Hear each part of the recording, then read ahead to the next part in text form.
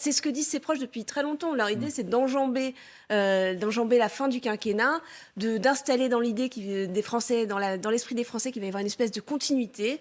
Et donc, finalement, les choses sont en train de se faire. Guillaume Roquette, enfin, cela dit, il n'y avait pas beaucoup de Français sur les 67 millions que compte notre pays qui doutaient encore que Macron avait envie d'y aller. Bon, enfin là, il nous fait encore un pas de plus en direction de la présidentielle.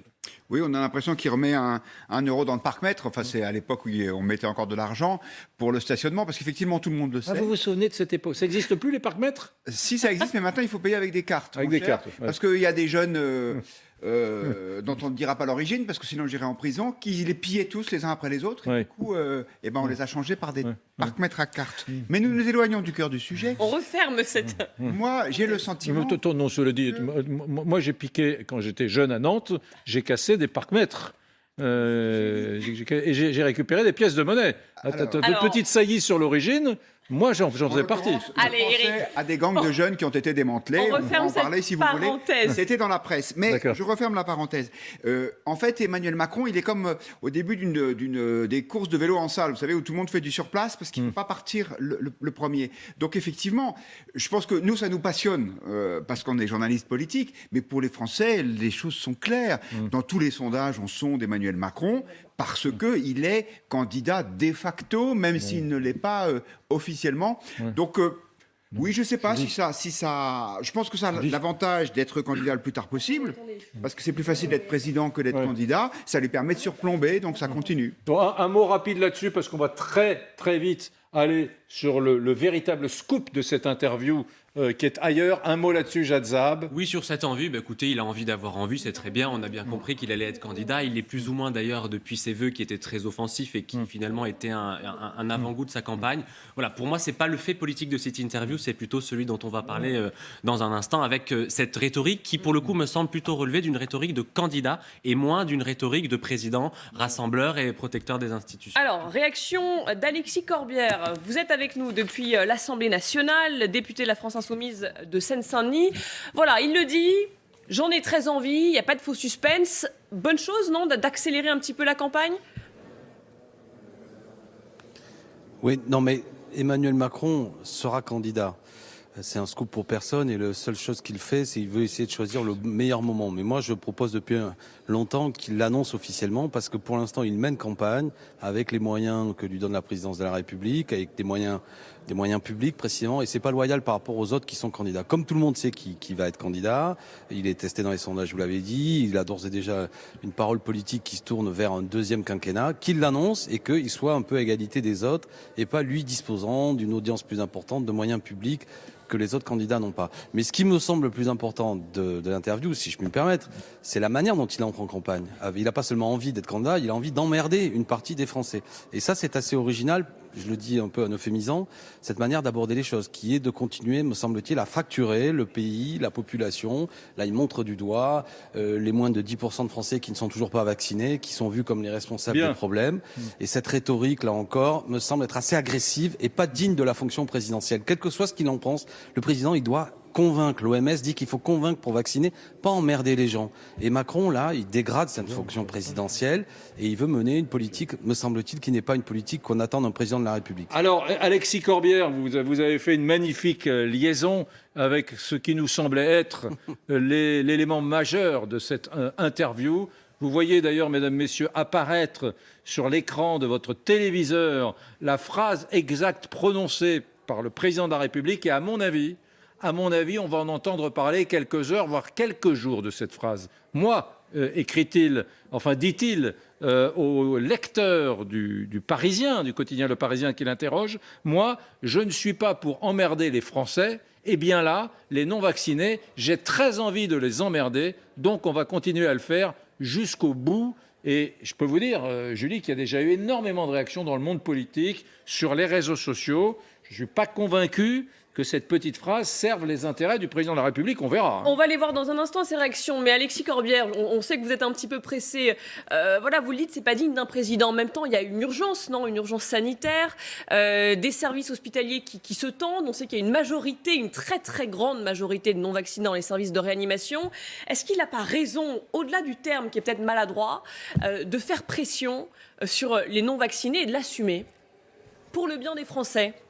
Si nos hôpitaux publics sont en situation de saturation, c'est aussi parce qu'il y a eu 17 000 fermetures de lits depuis 2017 et 5 700 encore l'année dernière.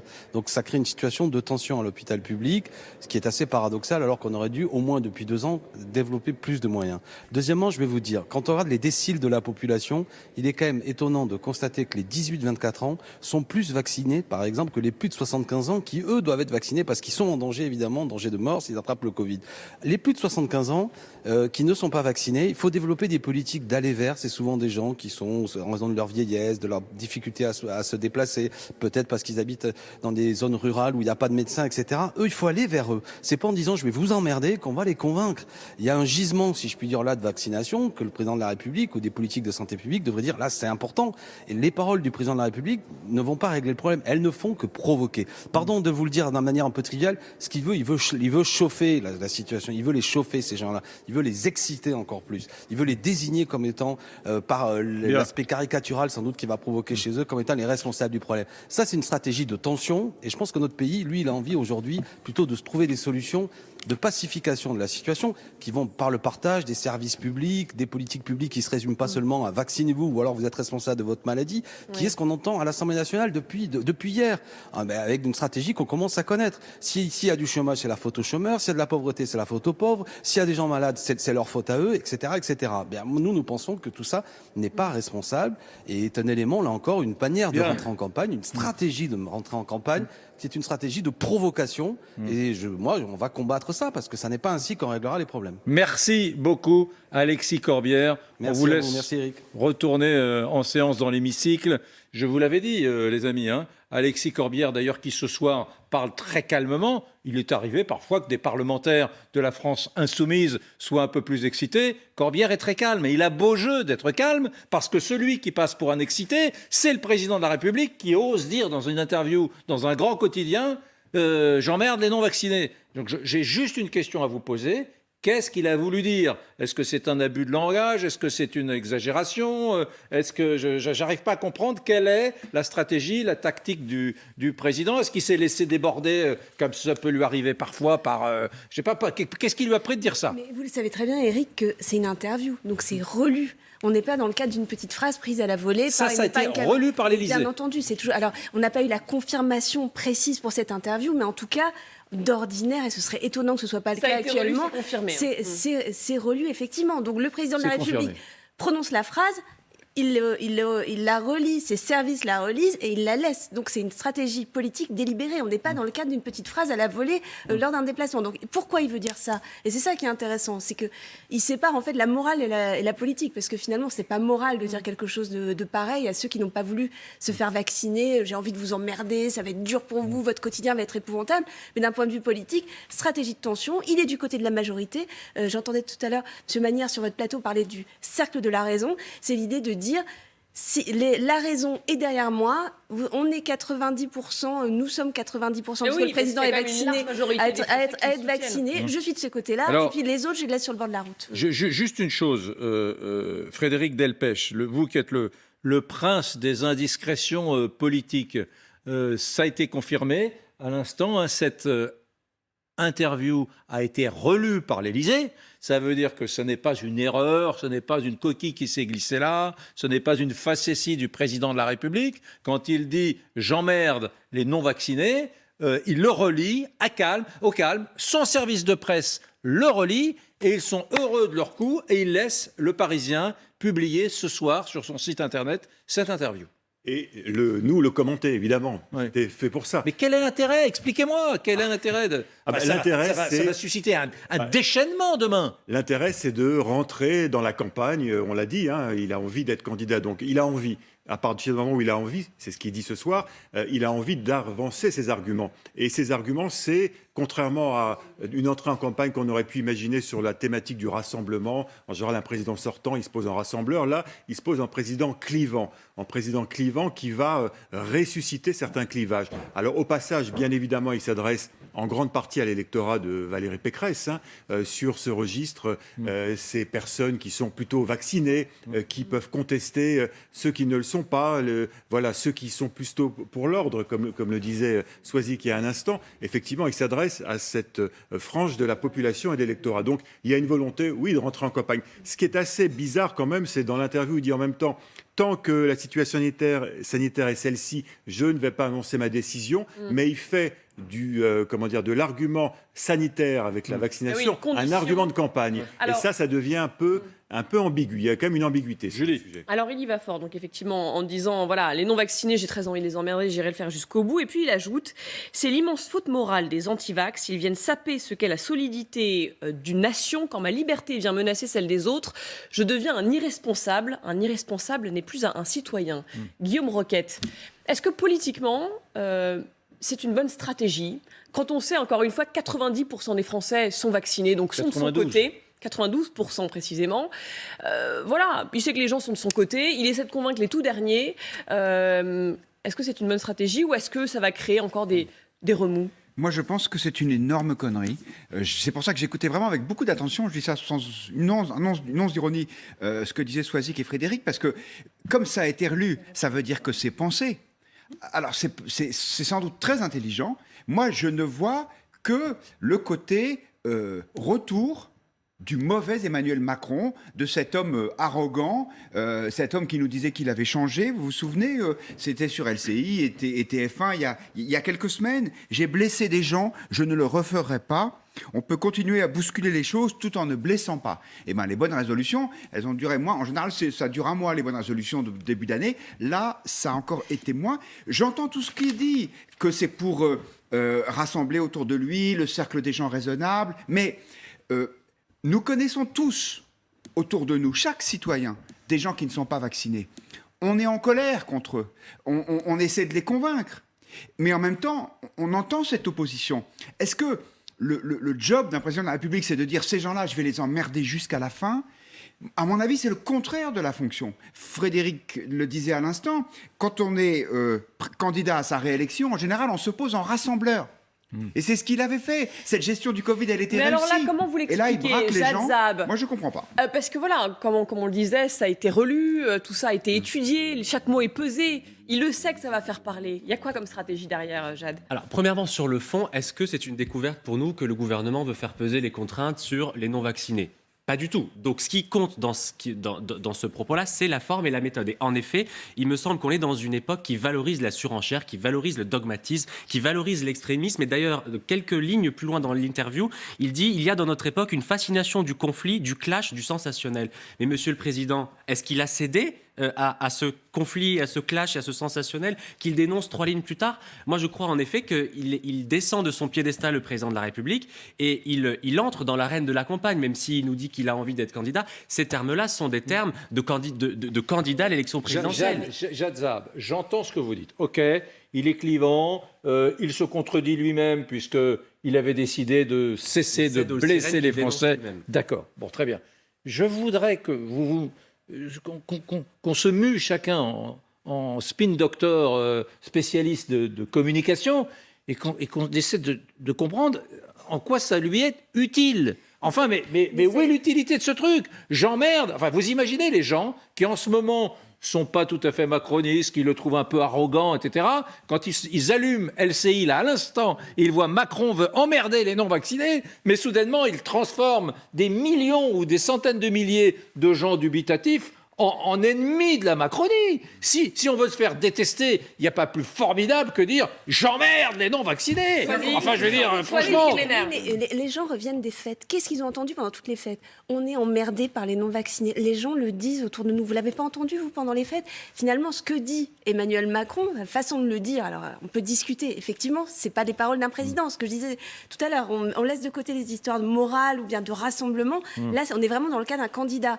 Mais ce qu'il a entendu, c'est ce que disent les médecins à longueur d'interview. On va voir. Tiens, attendez, Mais c'est justement, ce qu'ils disent en docteur, permanence. On est emmerdé par les non-vaccinés. Le docteur Sebag vient d'arriver. Donc, je rappelle à ceux qui viennent de se brancher sur LCI que nous avons découvert en milieu de soirée, aux alentours de 20h30, que sur le site du Parisien, eh bien, le quotidien Le Parisien publiait une interview d'Emmanuel Macron par des lecteurs du Parisien. C'est bien ça. 7 lecteurs du Parisien. Oui. Combien ? 7 lecteurs. 7 lecteurs du Parisien. Merci Julie Hamet. Et regardez ce petit extrait qui va apparaître sous vos yeux. Macron, il va assez dur puisqu'il explique tout simplement qu'il est... moi, je ne suis pas pour emmerder les Français. Il fait d'ailleurs, on n'en a pas parlé, il fait référence à une célèbre phrase du président Georges Pompidou dans les années 70. Eh bien, il dit, moi, je ne suis pas pour emmerder les Français. Eh bien là, ajoute-t-il, les non-vaccinés, en revanche, j'ai très envie de les emmerder, donc on va continuer à le faire jusqu'au bout.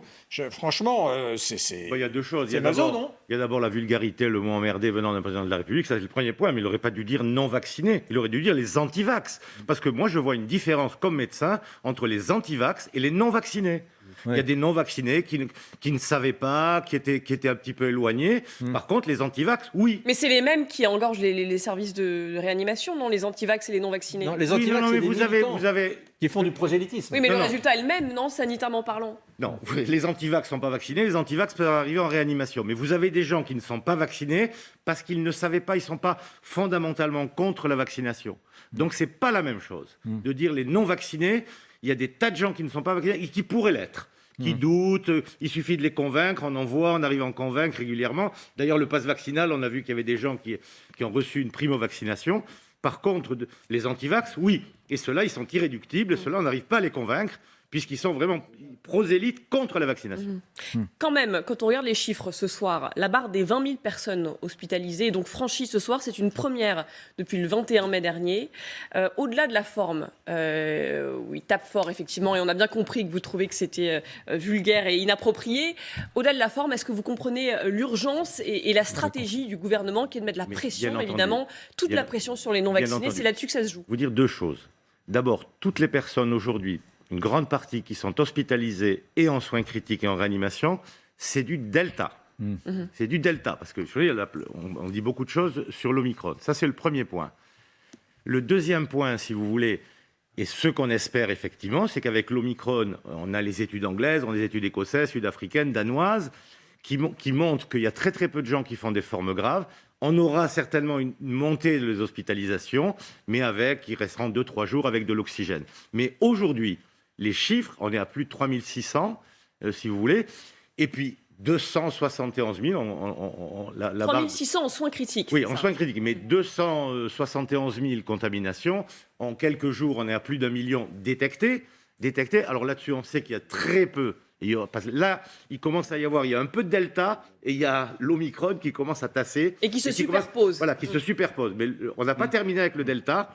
Et là, on sait, si vous voulez, que malgré tout, sur le nombre, vous aurez des personnes non vaccinées, des personnes fragiles, des comorbidités, qui peuvent venir à l'hôpital. Et la problématique est toujours la même, c'est l'encombrement des services hospitaliers. Bien. Avec les déprogrammations. Docteur Sebag, Oui. voilà ce qui s'est passé. Hier soir, vous savez, je me suis blessé au front. Bref, je n'étais pas à l'antenne, en direct. Mais en revanche, j'ai découvert sur notre antenne, sur LCI, un document absolument extraordinaire. Un reportage signé de notre journaliste Paul Laroutourou, qui est allé s'immerger, qui est allé tout simplement faire tendre son micro, écouter, recueillir des témoignages de Français qui étaient anti-vax, voilà, anti-pass sanitaire d'ailleurs, c'était un mouvement anti-pass sanitaire, et j'ai été absolument abasourdi de voir ce témoignage. Pour ne rien vous cacher, j'étais en train de casser une croûte avec un présentateur du 20h du service public. Voilà. Et on a regardé la séquence 14 fois, lui et moi, et je lui ai dit que ce soit dans l'actualité demain ou pas dans l'actualité, je veux parler de ce sujet. Alors, mesdames, messieurs, vous l'avez sans doute déjà vu cet extrait, car nous l'avons rediffusé plusieurs fois aujourd'hui sur LCI. Mais si jamais par hasard, vous ne l'avez pas regardé, mais regardez ça. C'est encore une fois un plan, séquence, enfin un reportage de Paul Larrouturou, qui est avec nous d'ailleurs, qui va entrer dans le studio dans quelques instants. Je vous suggère de... Il est à l'antenne, voilà, il est entré dans le studio. Paul est là. Paul, je vous propose un truc, c'est de revoir... Juste une chose, Paul, ce petit extrait qu'on va voir là, ce reportage, il a été vu par combien de personnes aujourd'hui sur les réseaux sociaux? Sur Twitter, on est à 4,5 millions et je précise que c'est Jérôme Marcantetti qui signe les images. Très bien. Regardez, on en reparle avec vous dans quelques instants parce que précisément, vous avez été attaqué pour cela. À tout de suite. Bonjour monsieur, pourquoi vous êtes là aujourd'hui? Bonjour, je viens manifester. Alors moi, ce que je voudrais, c'est qu'il y ait un amendement qui soit posé. J'aimerais bien dire que ma voix soit entendue. Qu'il y ait un amendement qui soit posé. Là, c'est les cons, là. Répondez pas à des gens comme ça. Ils méritent pas que... Tous mes vœux, monsieur. Bonjour, Paul Larrouturou, LCI. On a l'eau de merde. Putain, vous comprenez ça? Pourquoi on est des journalistes de merde d'après vous? Des journalistes de merde parce que vous véhiculez la bien-pensance. Il y en a marre de la doxa. Vous comprenez ça? Qu'est-ce que d'après vous Parce que pour le moment, on est calme, mais bientôt, on va pas le rester calme. On peut parler tranquillement. Vos directions auront des comptes à rendre. Les foirés. Pourquoi vous m'insultez? Est-ce qu'on peut parler tranquille? Est-ce qu'on peut parler tout tranquillement? Oui. On va rester poli, oui. On va parler tout Vous avez tranquillement. raison à ce que vous dites. Un jour, vos directions, et vous qui acceptez ce travail, vous aurez des comptes à rendre, monsieur. De quoi vous parlez? Oui, de la désinformation. Vous êtes des porte-parole. La peur, de la pandémie de la peur. On tue avec cette injection expérimentale. On tue des enfants. On tue tout le monde. Qui n'est même pas grave. Pas tous en même temps, laissez parler madame s'il vous plaît. Vous avez de la chance, hein. Vous ferez ça aux gilets jaunes, vous ferez défoncer la gueule. Parce que la gueule, là. Pardon monsieur. On devrait vous péter la gueule. Pourquoi vous soyez violent? Du gouvernement. Des suceurs du gouvernement. Des enfoirés, vous soutenez cet enfoiré de Macron, là. Vous ne dites que des mensonges. Combien vous touchez pour faire vos boulot? Les injections. Vous pensez monsieur que je suis payé par les laboratoires pour faire mon travail? Et vous êtes corrompus comme c'est pas possible. Ah, vous pensez ça? Incitez les gens au vaccin. 70% des personnes en réanimation sont non vaccinées. Actuellement. Pas vrai, mensonge. Mensonge. Faux d'État. Mensonge. Perroquet. Vous n'êtes qu'un perroquet, monsieur. Faux, FAEX, ouais. Bon, Paul Larrouturou, un faux d'État, un faux d'État. Dites, Perroquet. je les ai regardés vraiment 14 fois. D'abord, mon analyse, c'est que ce ne sont pas des idiots. Ce sont des gens qui ont un niveau socioculturel pas trop mal. Ils s'expriment bien. Du tout. Faux d'État, voilà.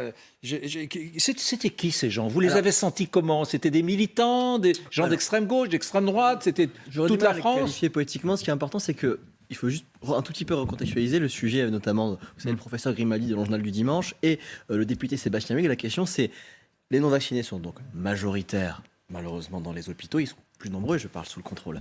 Je confirme. Vous confirmez, tous les professeurs, tous les médecins le disent sans exception. Et donc, il y a une question politique majeure, c'est s'il faut trier, est-ce qu'il va falloir, en gros, que les non-vaccinés malades du Covid soient moins prioritaires que les vaccinés? Donc, on était dans l'Assemblée nationale, on a posé la question à toutes les hommes et femmes politiques, Marine Le Pen, Damien Abad, enfin, on a fait un sujet dans l'instant poil avec Rotel Krief. Et puis, à la sortie, il y avait Laura Bacca a repéré, en fait, sur Facebook, elle a vu, il doit y avoir une manif dehors d'anti-pass sanitaire, anti-pass, ils ne sont pas tous anti-vax, c'est compliqué, on va essayer de rester subtil.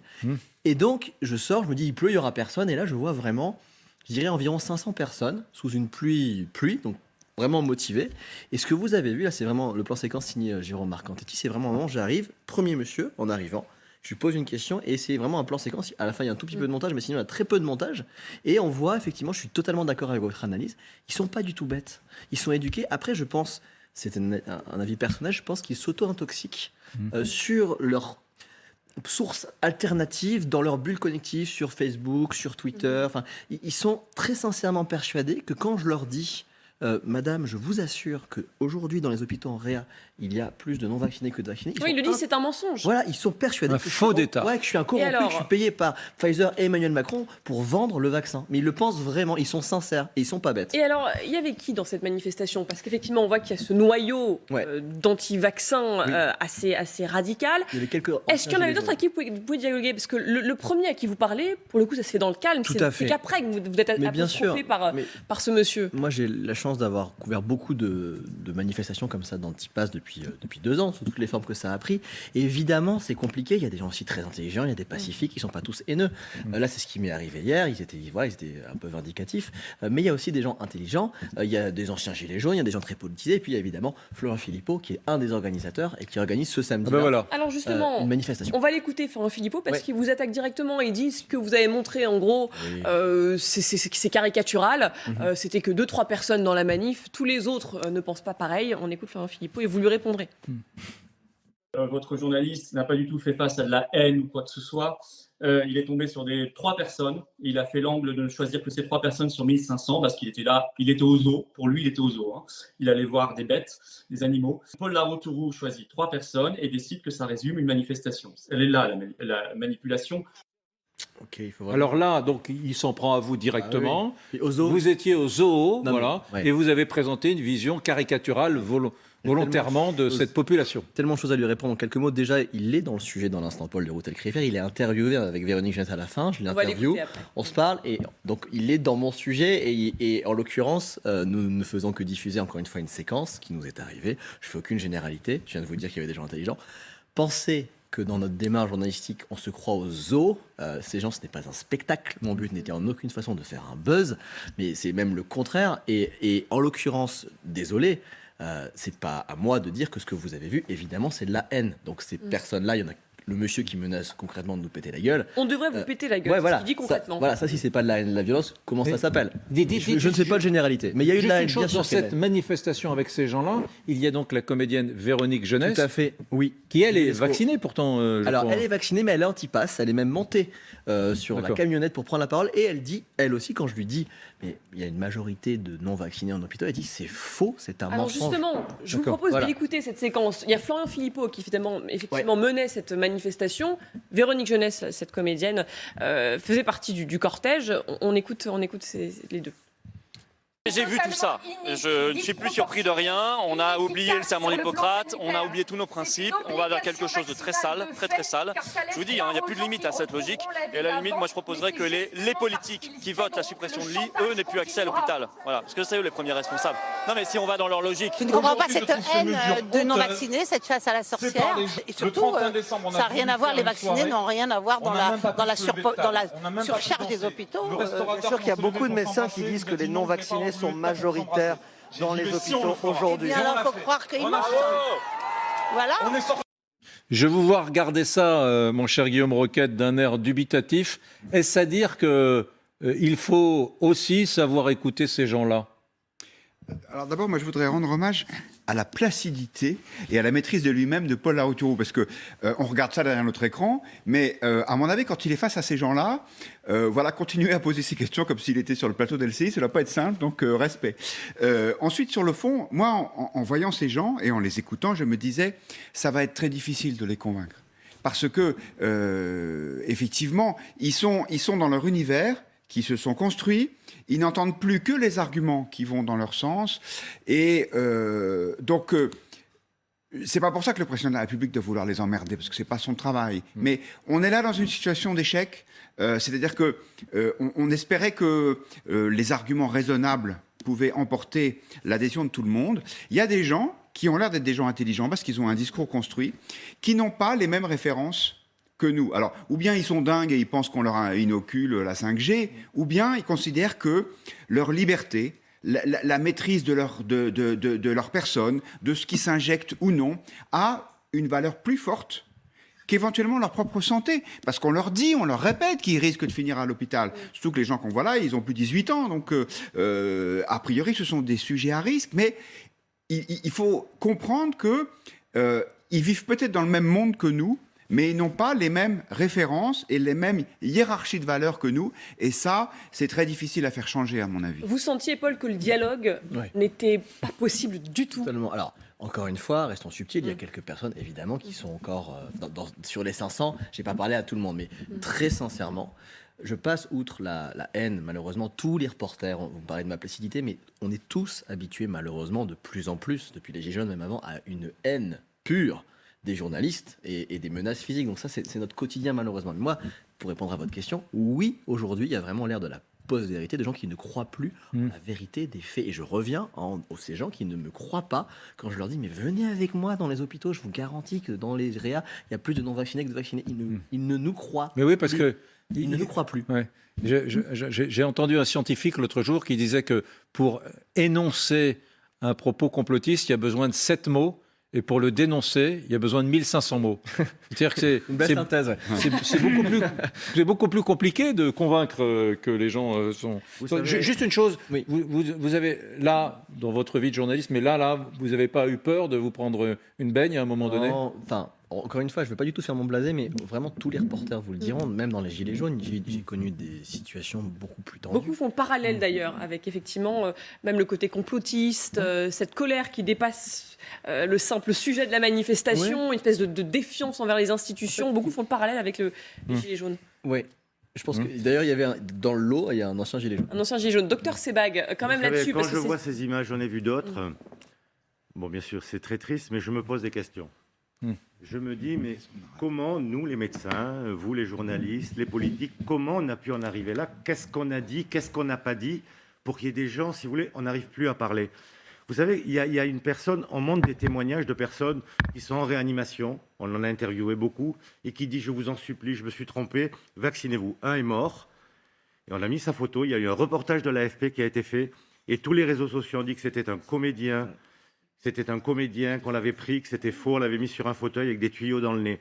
Quand j'ai entendu ce matin une ancienne gilet jaune, vous voyez de qui je veux parler, qui a mis en doute la cause du Covid-19 pour les frères Bogdanov. On a, oui, d'accord, mais on n'est pas sûr, ils avaient peut-être d'autres pathologies, et puis la chirurgie esthétique qu'ils ont eu. Donc, vous voyez, on n'a plus d'arguments. Ils trouvent toujours un échappatoire. Alors justement, peut-être, parce que vous avez évoqué une personne qui regrettait de ne pas être vaccinée, qui est décédée. On a appris, on avait, nous, sur LCI aussi, recueilli le témoignage d'un homme, il s'appelle Karim, il avait 48 ans. Il nous le disait, je regrette de ne pas m'être fait vacciner, il était intubé, ça avait l'air d'aller mieux. On a finalement appris son décès le 20 décembre dernier. On écoute à nouveau son témoignage. Malheureusement, personne n'a été vacciné chez moi. Ouais, peut-être c'était l'affaire du vaccin qui m'a fait ça aussi. Avec tout ce que j'entends. Ceci, comme quoi, le vaccin peut avoir des percussions derrière. Toutes ces conneries-là, en fait. Je me suis dit, demain, si je m'en sors mieux, il faut que j'aille me vacciner. Je conseille à tout le monde d'aller se faire vacciner parce que toutes ces conneries-là qu'on entend dans votre tête, là, dans YouTube, la théorie des complots, toutes ces conneries-là, il faut vraiment gommer ça, quoi. Faut que les gens se réveillent un peu, quoi. Et je voudrais vous montrer ceux qui étaient peut-être en vacances la semaine dernière, n'ont pas regardé notre antenne. Nous avons diffusé cette petite interview filmée dans l'hôpital d'un monsieur qui s'appelle monsieur Palombi, qui vient souvent sur LCI, mais monsieur Palombi, il vient parce qu'il est le représentant d'une confédération de commerçants. Il venait plutôt pour expliquer que la crise sanitaire, c'était un moment très difficile pour les commerçants, mais cet homme, qui était plutôt personnellement hostile au vaccin, a eu lui aussi le Covid. J'ai trouvé son témoignage très touchant. Regardez-le. La vie, c'est la plus belle chose du monde. J'ai failli la perdre. Et il faut se vacciner, qui qu'on soit, les anti-vax ou autres. Vaccinez-vous, vaccinez-vous. Pensez à vos familles, à vos enfants, à vos grands-parents. Il faut rester en vie. Oui, j'avais des convictions. Oui, j'avais une orientation qui ne me prédisposait pas à me faire vacciner. Eh bien, vous savez, j'ai compris que la vie n'a pas de prix. Et je demande à toute la France, je demande à ces 10% de trop qui ne sont pas vaccinés d'aller se faire vacciner. Voilà, je tenais absolument à vous montrer ce petit extrait. Alors, mesdames, messieurs, si vous prenez LCI en cours de route, vous voyez ce texte en bas de l'écran. Macron veut emmerder les Français. Pourquoi avons-nous écrit cela? Comment? Oui, les non-vaccinés, pas pardon, les vaccinés. Pardon pour ce lapsus. Pardon pour ce lapsus. Je vais emmerder. Merci Paul Laroutourou. Je vais emmerder les non-vaccinés. C'est pas tout à fait la même chose. Pourquoi est-ce que nous avons inscrit ce texte? Tout simplement parce que à 20h30, le quotidien Le Parisien a fait paraître sur son site une interview du chef de l'État, du président de la République, Emmanuel Macron, qui répond aux questions de 7 lecteurs du Parisien. Et dans cette interview, il y a ce texte-là que vous voyez sur la partie gauche de votre écran. Le président de la République répond aux Français et dit « Moi, je ne suis pas pour emmerder les Français ». Eh bien là, les non-vaccinés, j'ai très envie de les emmerder, donc on va continuer de le faire jusqu'au bout. Et ça a beaucoup réagi dans le landerneau politique, Julie. Ça fait beaucoup réagir, effectivement, notamment Marine Le Pen. Marine Le Pen qui a réagi sur Twitter. Voilà ce qu'elle dit. Un président ne devrait pas dire ça. Le garant de l'unité de la nation s'obstine à la diviser et assume vouloir faire des non-vaccinés des citoyens de seconde zone. Emmanuel Macron est indigne de sa fonction. En avril, je serai la présidente de tous les Français. Autre réaction, celle d'Éric Zemmour. Voilà ce qu'il dit. Président, j'arrêterai d'emmerder les Français. Le président sortant, lui, parle ouvertement d'emmerder une catégorie de Français. Guillaume Roquette, clairement, il savait, Emmanuel Macron s'était calculé, il savait que ce genre de réaction allait tomber. Oui, il le savait, puisque il a relu son propos, vous le disiez, il y a quelques instants. Et pourtant, il prend son risque. Ça, c'est un des aspects de la personnalité d'Emmanuel Macron. C'est l'homme qui aime le contact, c'est l'homme qui aime transgresser les règles. Parfois pour le meilleur. Et à mon avis, ça peut l'amener à la faute. Et là, je pense, mais c'est un point de vue, on verra si les Français qui vont sûrement être sondés là-dessus pensent la même chose que moi, mais je pense qu'il se trompe parce que là, il est descendu de son siège de président. Vous savez, quand il y a eu les dérapages d'Éric Zemmour, on disait, mais est-ce qu'un homme qui fait un doigt d'honneur est digne, entre guillemets, d'être président de la République? Eh bien, est-ce qu'un homme qui dit, j'ai très envie d'emmerder une catégorie de Français, est-ce que c'est la place du président de la République de dire ça? Moi, je suis convaincu que non, et en plus, je pense que c'est une faute politique, parce que je pense que ça le fragilise. Même, il a le droit de penser ça. Il y a beaucoup de gens qui le pensent, mais justement, sa force, même au prix d'une forme de tromperie ou de langue de bois plutôt, et de dire moi je veux convaincre jusqu'au bout, parce que mais ça marche pas jusque-là. Oui, mais ça marche pas. Mais ce n'est pas. Est-ce que vous croyez vraiment que les gens qu'on a vus dans le reportage de Paul Laroutourou à l'instant, est-ce que ces gens, quand ils vont entendre que le président veut les emmerder jusqu'au bout, ça va les faire changer d'avis? Ça va être pire, à mon avis. Vous pouvez y retourner. Paul Laroutourou, j'entends ce que vous dites. Quand on se souvient des phrases qui ont suscité le plus de polémiques dans les 4 premières années du quinquennat de Macron. Traverser la rue. Vous vous souvenez, traverser la rue. Bien, ouais. Pour trouver un travail. Pour trouver un travail. Qu'est-ce qu'il y a eu d'autre? Les Gaulois réfractaires. Les Gaulois réfractaires. Les gens de rien. Les gens de rien. Les Gaulois réfractaires. Non mais, les Gaulois réfractaires, c'est rien à côté de j'emmerde les non-vaccinés. Ce que je veux dire, c'est que ça, traverser la rue pour trouver du boulot, c'est rien à côté de j'emmerde les Français non vaccinés. Ça va exciter la population que vous connaissez bien et ça va hystériser la fin de la campagne, à mon avis, dans des proportions. D'accord. Et encore samedi, Florent Philippot appelle à une manifestation des anti-pass sanitaires. Et ça va amener clairement du monde dans la rue et provoquer potentiellement, je n'en sais rien, je ne le souhaite pas, des débordements. Mais je suis infiniment d'accord avec vous, c'est que chez nous, sur la CITF1, l'interview d'Aric Rochebin et Audrey Crespo-Bara, Emmanuel Macron avait quand même très longuement expliqué qu'il ne ferait plus de petites phrases, qu'il avait compris. Ça, c'est comme qui regrettait. Oui, qui regrettait. Là, c'est même pas une petite phrase, c'est une interview qui a été relue soigneusement. Il dit 2 fois je les emmerde, il le développe et puis après il sous-entend, il dit dans sa argumentation que les antivax ne sont pas vraiment pour lui des citoyens. Donc ça va vraiment très loin. Vous avez vu d'ailleurs les non-vaccinés sont 5 millions. Les non-vaccinés sont 5 millions. Il parle à 5 millions de Français. Vous avez vu Benjamin Trudeau d'ailleurs, le Premier ministre canadien, il fait pareil. Il dit les non-vaccinés, je ne sais pas si vous l'avez entendu, ils sont misogynes, racistes, une toute petite minorité. Il y va très fort également. Paul, on voulait vous remercier. Merci beaucoup. Merci à vous d'être venu. Merci d'être pour venu. nous expliquer un peu cette séquence qui a fait beaucoup parler effectivement aujourd'hui. On va continuer à réagir en tout cas nous sur cette phrase d'Emmanuel Macron qui va emmerder les Français non vaccinés. Fabien Roussel, vous êtes avec nous, candidat, au revoir Paul, candidat communiste à la présidentielle. Votre réaction aussi, est-ce que vous aussi, comme Marine Le Pen, comme Éric Zemmour, vous le dites, il n'est pas à sa place Emmanuel Macron quand il fait ça, c'est pas le comportement d'un président? Bon, c'est surtout pas des propos que doivent tenir un président de la République, mais au-delà de ça, quand il dit qu'il a envie d'emmerder les non-vaccinés, ça symbolise tout à fait ce qu'il est en train de faire avec le passeport vaccinal. Ce passeport vaccinal, il est véritablement fait pour emmerder les non-vaccinés. Alors que l'on a besoin de convaincre, alors qu'on a besoin de créer du lien, il y a aujourd'hui 7 millions de nos concitoyens qui vivent dans des déserts médicaux. Et parmi eux, il y a des non-vaccinés qui sont éloignés des soins. Nous ne cessons de demander ici qu'il faut aller vers eux pour les convaincre au porte-à-porte, physiquement, avec des médecins, des infirmières, avec les médecins de famille, des villages, dans les territoires ruraux. Bref, il faut créer du lien, il faut créer de la bienveillance, de l'unité, du rassemblement. Or là, ce sont des mots, et ce passeport vaccinal, il colle assez bien à ce mot-là. C'est vraiment fait pour emmerder le monde. Fabien Roussel, mais on a besoin de tout sauf de ça. Comment on fait concrètement pour aller chercher ces personnes isolées? Parce qu'Olivier Véran l'a dit, effectivement, ils le savent. Il y a 3 catégories de non-vaccinés. Ceux qui sont loin de tout, les méfiants et les indifférents.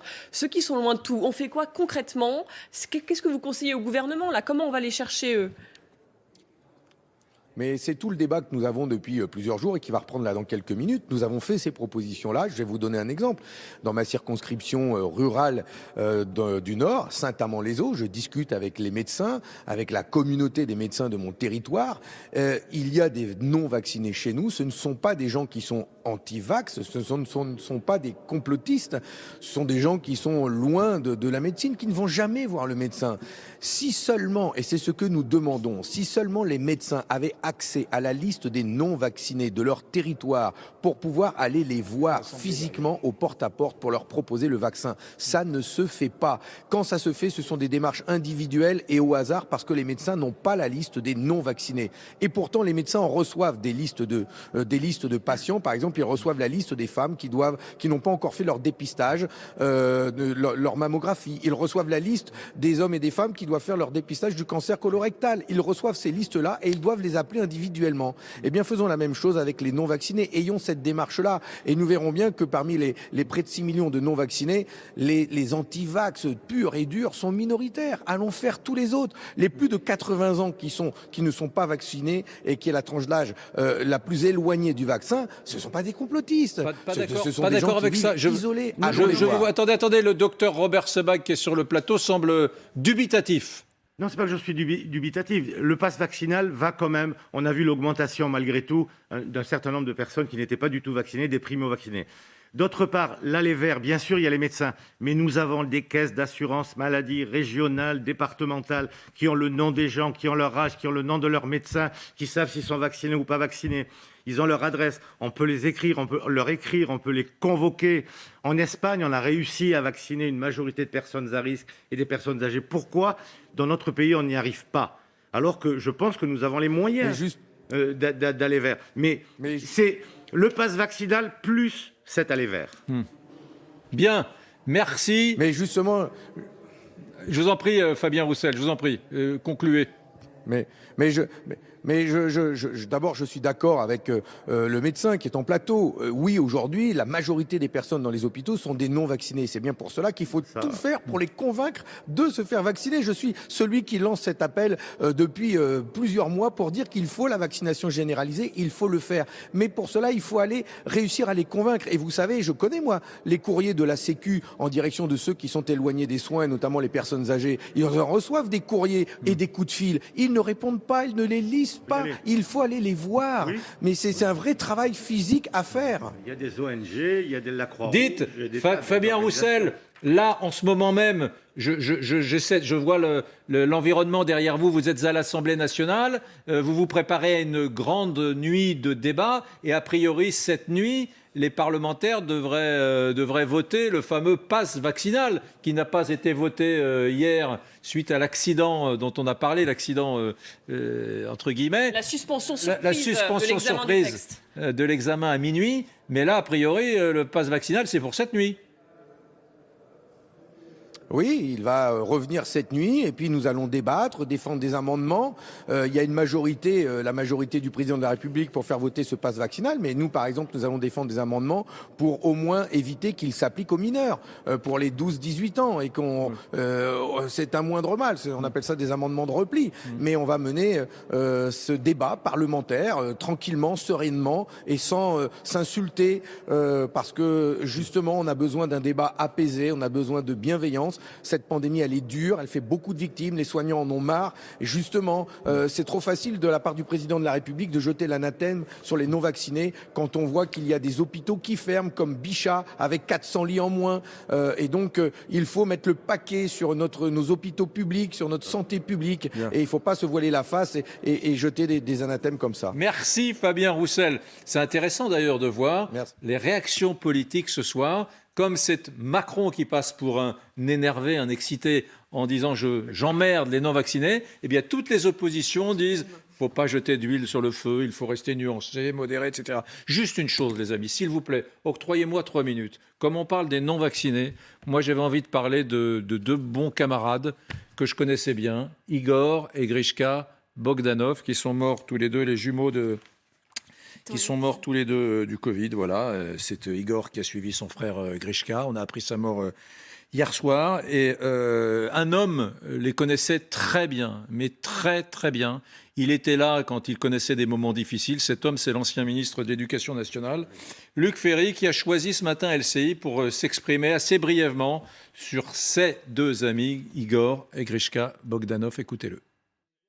Je les connais comme personne ne les connaît, à part leurs très très proches. Bon, ils n'étaient pas anti-vax, ils étaient anti-vax pour eux, mais ce n'étaient pas des militants anti-vax. Mais ils pensaient passer entre les gouttes, enfin pour un tas de raisons qui leur appartiennent et dans lesquelles je ne vais pas rentrer. Mais moi, je suis en deuil. Mes 3 filles ont pleuré comme des madeleines hier toute la soirée, donc on a très peu dormi. Ma femme aussi, parce que c'est toute une partie de leur enfance qui s'est envolée avec eux, si je puis dire. Et c'était des êtres totalement à part. On ne peut pas les juger si on ne les connaît pas, parce qu'ils ressemblaient absolument à rien d'autre, ni à personne d'autre. Ils étaient d'une gentillesse infinie et d'une intelligence absolument prodigieuse. Ils étaient, mais adorés, littéralement. Ils suscitaient une véritable admiration. Et ils étaient, voilà, la gentillesse incarnée. Et je pense que Igor n'aurait pas survécu à son frère. Ils étaient comme ces oiseaux qu'on dit inséparables. Je pense que s'il avait appris la mort de Grishka, il en serait mort de toute façon. Ils ont toujours tout fait ensemble. Ils s'appelaient 10 fois, 15 fois, 20 fois par jour. L'un commençait une phrase, l'autre la terminait. Ils avaient toute une série de sketchs qui étaient à pleurer de rire. Notamment, ils imitaient les chants allemands des années 30 en se moquant un peu des Allemands. Ils parlaient très bien l'allemand d'ailleurs. Et je me souviens un soir à Matignon, on avait fait un tout petit dîner pour eux. Puis je vais m'arrêter là. On avait invité l'ambassadeur d'Allemagne. Ils avaient imité ces chants un peu nazis, il faut bien le dire, pour se moquer un peu de cette Allemagne des années 30. Je n'ai jamais vu de ma vie un ambassadeur allemand rire comme ça. J'ai cru qu'il allait s'étouffer tellement il riait. Donc ils étaient incroyablement marrants. Ils étaient hors du monde, ils étaient originaux. Vous connaissez l'histoire des véritables origines des frères Bogdanov, docteur Sebag, non? Tout, mais vous allez nous le dire. C'est une histoire incroyable. Ils avaient une grand-mère qui était une comtesse de l'environnement des Habsbourg, à Vienne, de l'aristocratie austro-hongroise, la comtesse Berta Kolowat-Krakowska. Et elle était mariée au comte Hieronymus von Colloredo-Mansfeld. Ils étaient mariés, c'était leur grand-mère. Et un jour, cette femme, dans l'Empire austro-hongrois, elle tombe amoureuse d'un chanteur d'opéra noir américain, Roland Hayes. Elle tombe amoureuse et elle divorce. Et elle est enceinte de ce chanteur noir américain. Et elle trouve un château loin de Vienne, qui lui appartient, dans le sud-ouest de la France, dans le Gers. Et elle s'installe et elle donne naissance à une petite fille métisse qui s'appelle Maya et qui est tout simplement la mère des frères Bogdanov. Elle va rencontrer un Russe exilé en Espagne, un peintre, M. Bogdanov, qu'elle va épouser. Et alors cette grand-mère aristocrate Habsbourg, ces 2 gamins métis, elle va leur donner tout son amour et leur apprendre tous les codes et les rites de la grande société aristocratique viennoise. Voilà d'où ils venaient. Moi qui suis du Gers, je les ai rencontrés bien des fois. Ils sont allés à l'école dans un petit village avec les paysans gascons, et alors ils parlaient le patois gascon aussi bien que mon grand-père, avec un accent gascon sublime. Voilà, c'était aussi ça. J'en parle parce qu'ils s'étaient rarement étalés sur leurs origines, entre ce chanteur noir américain incroyable et cette comtesse Habsbourg. Je trouve qu'il y a une très belle histoire à raconter. Vous voyez, Eric, c'est ça la différence que je disais tout à l'heure entre des anti-vax et des non-vaccinés. Ils n'étaient pas anti-vax. Ils pensaient simplement, ils faisaient beaucoup de sport, ils pensaient que vraiment le vaccin allait un peu réduire les mouvements qu'ils pouvaient faire. Et si on avait pu les convaincre et leur expliquer, c'est des scientifiques. Mais c'est ça qui Je pense qu'ils auraient accepté. C'est surprenant. Eux qui sont si attachés à la et science. vous avez beaucoup ils de étaient, personnes comme ça. Donc ils n'ont jamais promu quelque chose contre le vaccin. Ils étaient non vaccinés. Et vous en avez beaucoup comme ça. Et qui aurait eu envie de les emmerder? Emmanuel Macron? Je trouve que quand on met ces deux événements l'un à côté de l'autre, la mort successive des frères Bogdanov et puis ces déclarations d'Emmanuel Macron, on se dit mais il y a quelque chose que le président de la République n'a pas saisi, à mon avis. Il y a sûrement une toute petite minorité de gens qui sont des militants extrémistes, qui ne demandent qu'une chose, c'est de faire le coup de feu, de façon symbolique bien sûr et figurée. Mais il y a aussi beaucoup de gens, comme les frères Bogdanov, qui sont perdus. Et ces gens-là, on ne devrait pas leur parler comme ça. Bien. Les frères Bogdanov, d'ailleurs, qui n'étaient pas anti-vax, mais qui estimaient qu'étant en très bonne santé, ils n'avaient pas besoin de se vacciner. Ils étaient anti-vax pour eux, dit Luc Ferry. Oui, anti-vax pour eux, voilà. Mais ce n'étaient pas des prosélytes. Bien, mesdames, messieurs, restez avec nous surtout. Nous allons continuer, mais tout de suite, il est 23h. Et à 23h, sur LCI, c'est le journal. Et on continue de parler bien sûr de cette première interview de l'année pour Emmanuel Macron. Elle est à lire dans le journal Le Parisien, 2 heures face à 7 lecteurs du Parisien. Le président qui a répondu à beaucoup de questions. Il y a 2 choses à retenir. Il fait d'abord un pas de plus vers la présidentielle. Pas de faux suspense, j'en ai envie, dit-il. Et puis, bien sûr, cette charge du président contre les non-vaccinés. J'ai très envie de les emmerder, dit-il. Et on va le faire jusqu'au bout. Ça fait beaucoup réagir dans l'opposition, la France Insoumise notamment sur LCI. Regardez.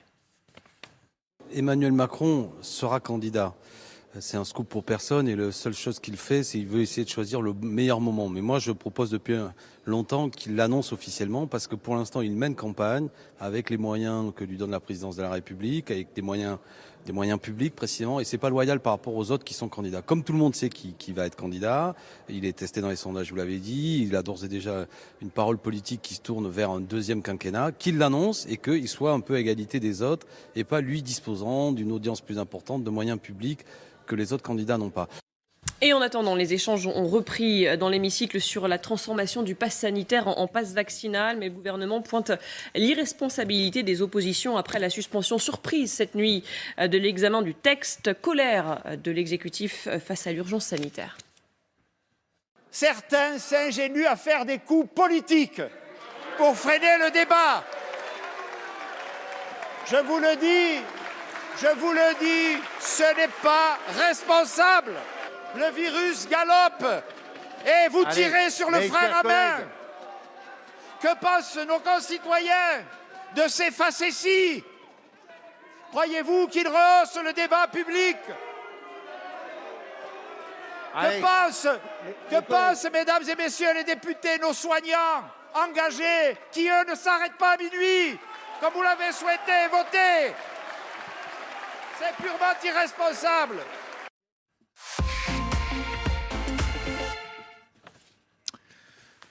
Bon, très énervé le Premier ministre Jean Castex, hein, Jade. Oui, d'ailleurs la majorité entière s'est saisie de cette question-là pour traiter d'irresponsable l'ensemble des groupes qui s'étaient ligués entre guillemets pour voter contre. On a finalement, pour résumer les choses, les parlementaires ont fait grève à minuit, on dit à partir de minuit, nous refusons de continuer à débattre, voilà, halte aux cadences infernales, sauf que c'était un acte politique puisque il n'y avait pas assez de députés LaREM pour dire non, on continue. Résultat, dans le même groupe, on a trouvé la France Insoumise, les LR et le Rassemblement national qui ont fait obstruction, entre guillemets, à ce débat parlementaire. Ça, c'est toute la magie entre guillemets, de la pratique parlementaire. Moi qui ai parfois fréquenté les couloirs de l'Assemblée nationale, c'est ce qu'on appelle le coup du rideau. C'est très classique et en effet, vous avez des députés qui attendent cachés sur les côtés et qui, au moment où on annonce le vote, rentrent d'un coup pour surprendre la majorité parlementaire et la battre, entre guillemets. Ça s'appelle le coup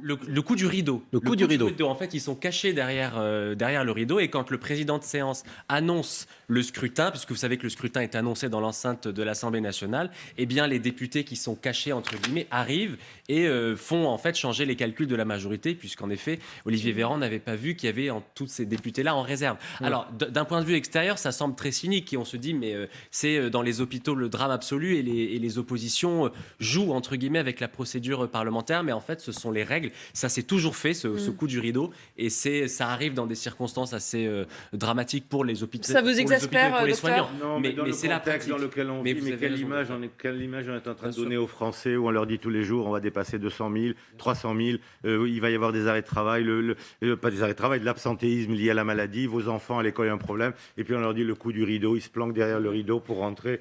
Enfin, je sais pas, vous vous imaginez, enfin moi je suis pas politique, mais je veux dire, ça fait un peu froid dans le dos, quoi. Alors qu'à côté de ça, on se bat en réanimation, on ne sait pas ce qui va se passer, qu'on ferme des lits parce qu'il n'y a pas assez d'infirmières. Donc voilà, il y a un décalage, si vous voulez, il y a un décalage dans la situation actuelle et les images qui ont été montrées. D'ailleurs, Valérie Pécresse n'était pas ravie de ce qui s'est passé à l'Assemblée nationale. Elle l'a dit en petit comité aujourd'hui, elle ne le dira jamais évidemment devant les caméras parce qu'elle ne va pas désavouer ce qui s'est passé au groupe. Mais je pense que ça va poser un problème à LR à long terme. Parce que qu'est-ce qu'il fait Emmanuel Macron là, en fait, dans cette interview qui va choquer, qui va réveiller, enfin on va en parler pendant plusieurs jours, il cherche quoi? Il cherche un bouc émissaire, il cherche des boucs émissaires, parce que qu'est-ce qui se passe? Il était plutôt sur une bonne stratégie sanitaire, ça se passait plutôt bien jusqu'à l'arrivée du variant Omicron.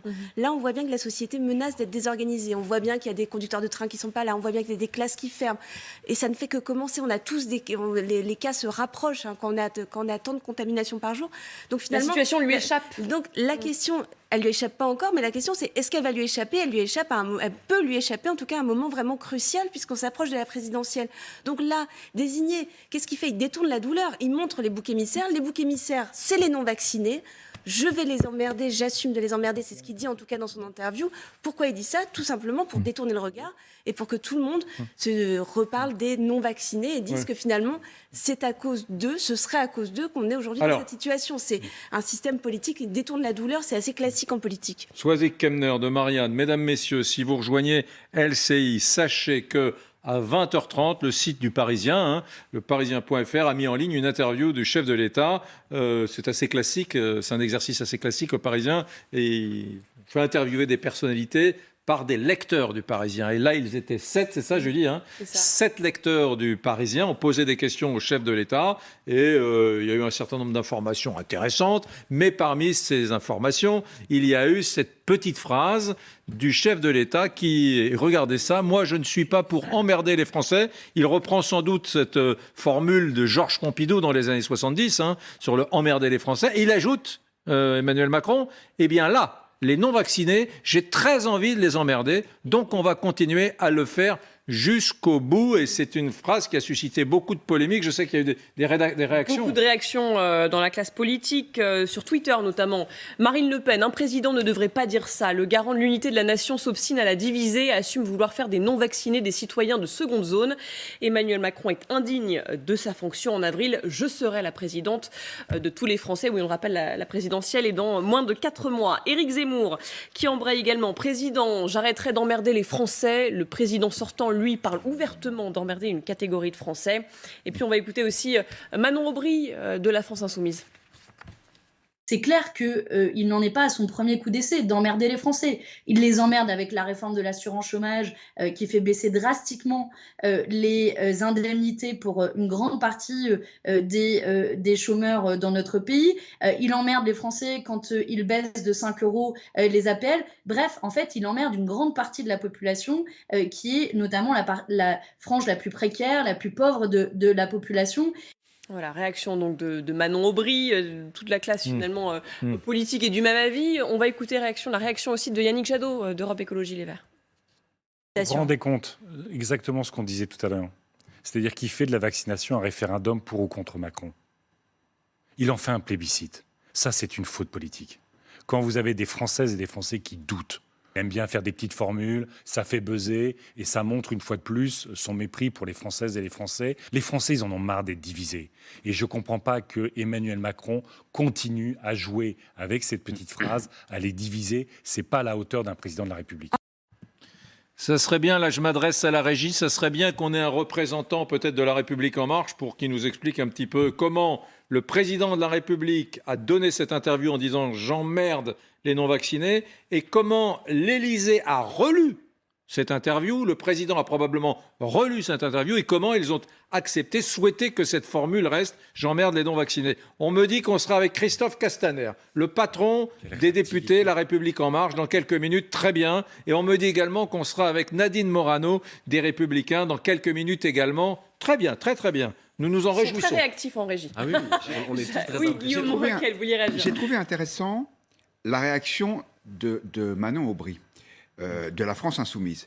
Elle est injuste, cette réaction. Pourquoi? Parce qu'elle politise le truc en disant regardez, Emmanuel Macron est condescendant avec les antivax comme il l'est avec les pauvres. Mais je pense que pour les gens qui voient ça de loin, ça peut être analysé comme ça. C'est-à-dire, c'est le retour à cet Emmanuel Macron condescendant, un peu méprisant quand même. Et ce mot, cette phrase qu'il a eue, moi, ça me rappelle, dans un contexte évidemment complètement différent, la façon dont Hillary Clinton avait qualifié certains Américains pendant la campagne présidentielle contre Donald Trump.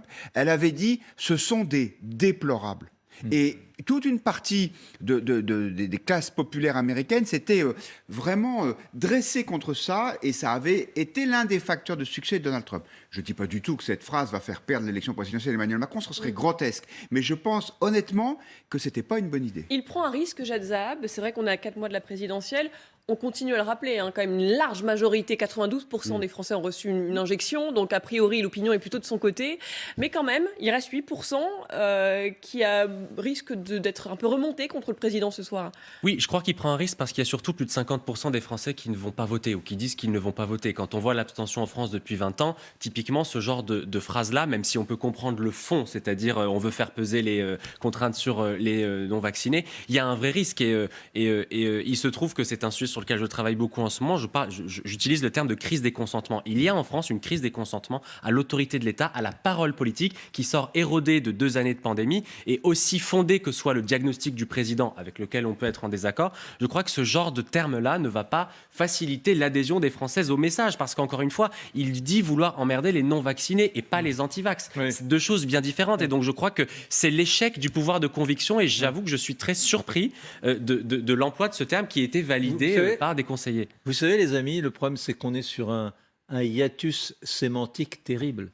Parce que j'emmerde, ça veut dire plein de choses, mais en particulier 2 choses. Regardez, quand je dis j'emmerde les chasseurs, voilà, c'est violent pour les chasseurs. J'emmerde les écolos. Vous imaginez un président de la République qui dit ça, c'est violent. Lui, il n'utilise pas ce terme grossier ou familier dans ce sens-là. Il ne dit pas j'emmerde les non-vaccinés comme ça. Il dit mon intention est de les harceler, de les embêter, de les agacer. Je ne les lâcherai pas, je les emmerderai jusqu'au bout. Je les emmerderai jusqu'au bout, c'est très différent. Oui, c'est pas j'emmerde les non-vaccinés, c'est je les emmerderai jusqu'au bout parce qu'il faut qu'ils aillent se faire vacciner. En même temps, il y a quand même quelque chose de très important dans l'interview. Vous savez, il y a une petite musique qui monte en ce moment. Est-ce qu'il faut trier en réanimation? C'est un tabou absolu. On l'entend, il y a un médecin qui a posé la question. Ça a évidemment déclenché une polémique et c'est bien normal pour le coup.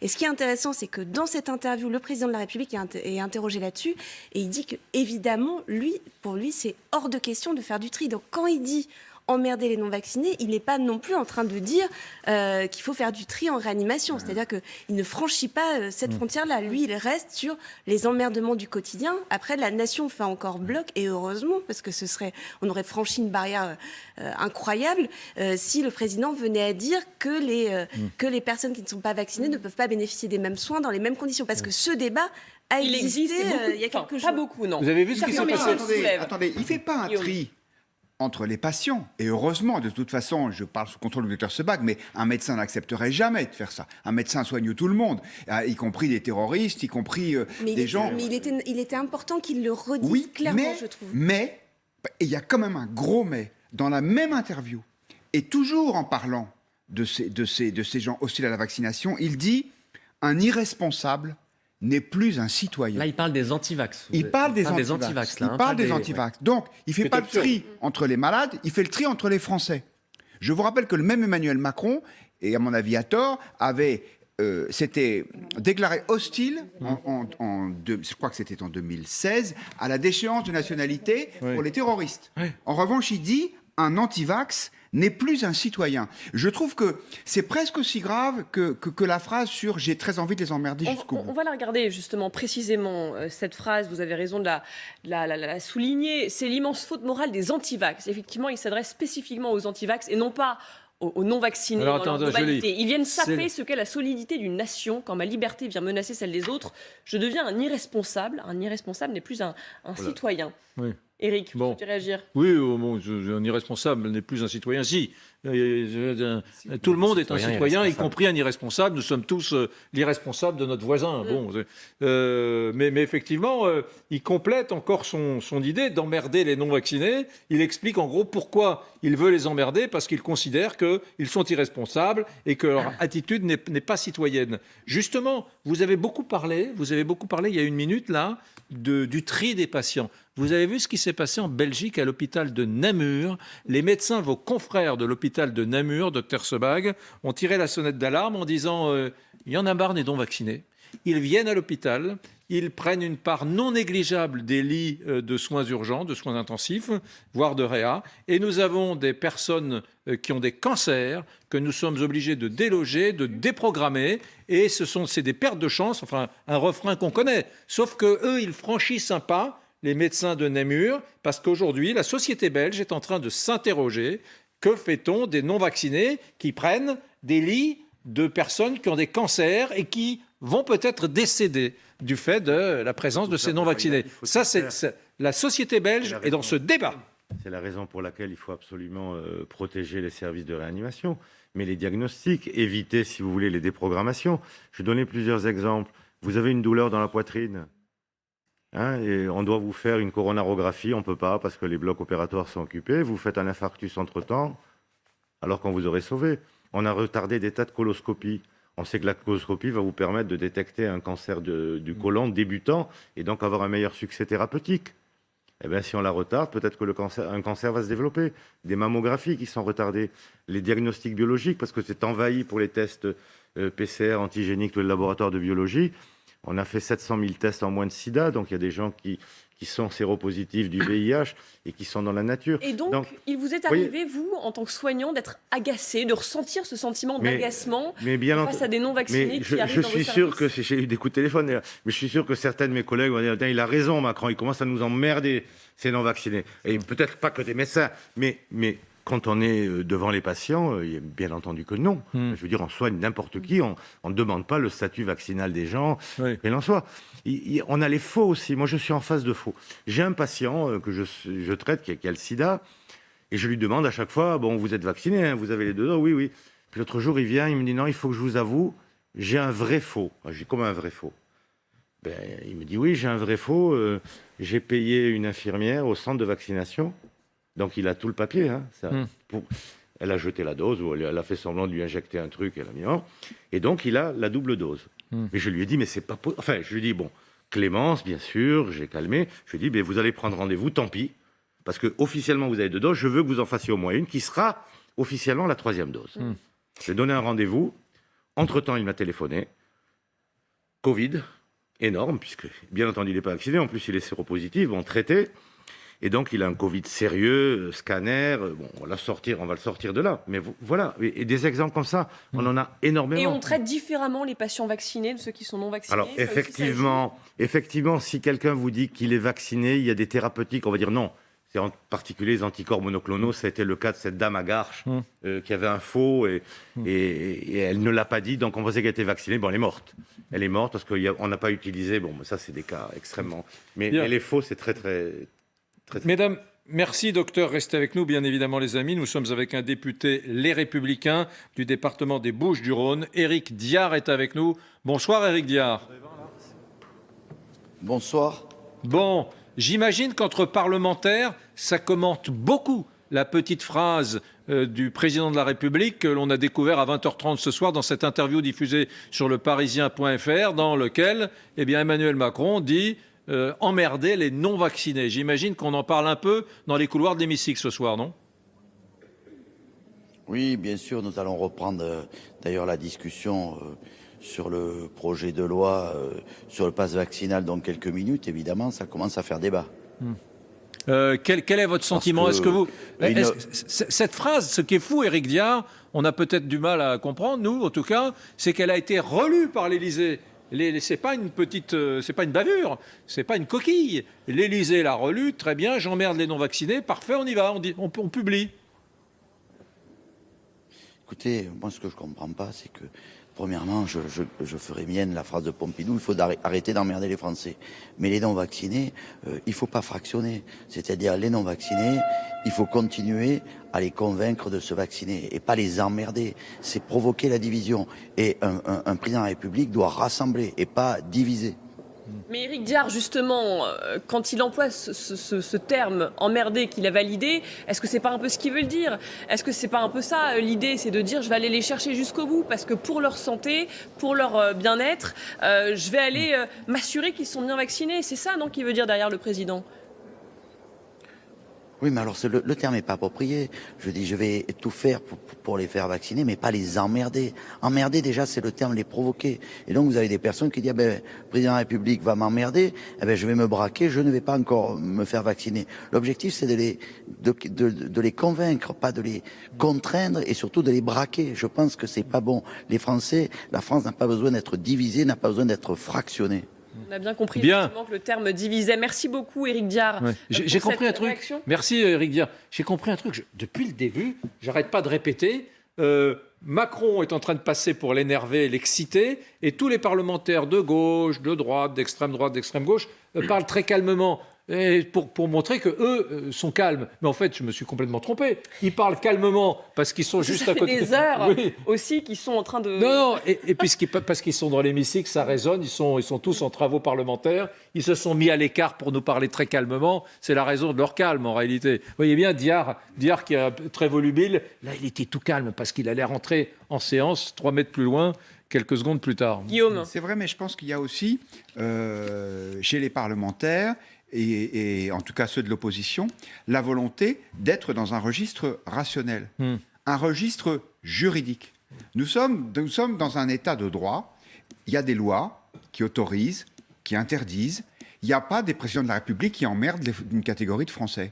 Ça n'a rien à faire dans un pays comme le nôtre. Je rappelle que la vaccination en France n'est pas obligatoire, que le président de la République ne veut pas contraindre les gens à la vaccination par la loi.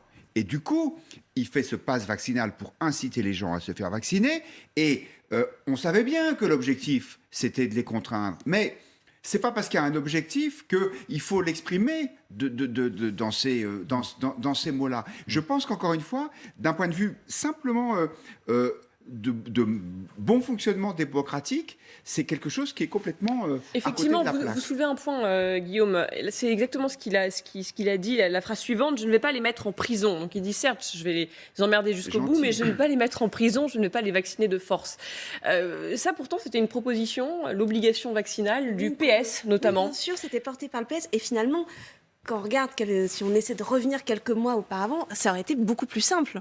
Alors, ce qu'explique Emmanuel Macron, c'est qu'il y a un problème de contrôle. C'est-à-dire, il ne dit pas qu'il est contre la vaccination obligatoire dans cette interview, mais il dit que toute la difficulté, c'était le contrôle. Et puis, comment on faisait avec les gens qui refusaient. Et là, justement, il évoque les populations les plus pauvres en disant, est-ce que je pourrais mettre une amende de 1 000, 2 000 euros à quelqu'un qui n'a pas voulu se faire vacciner.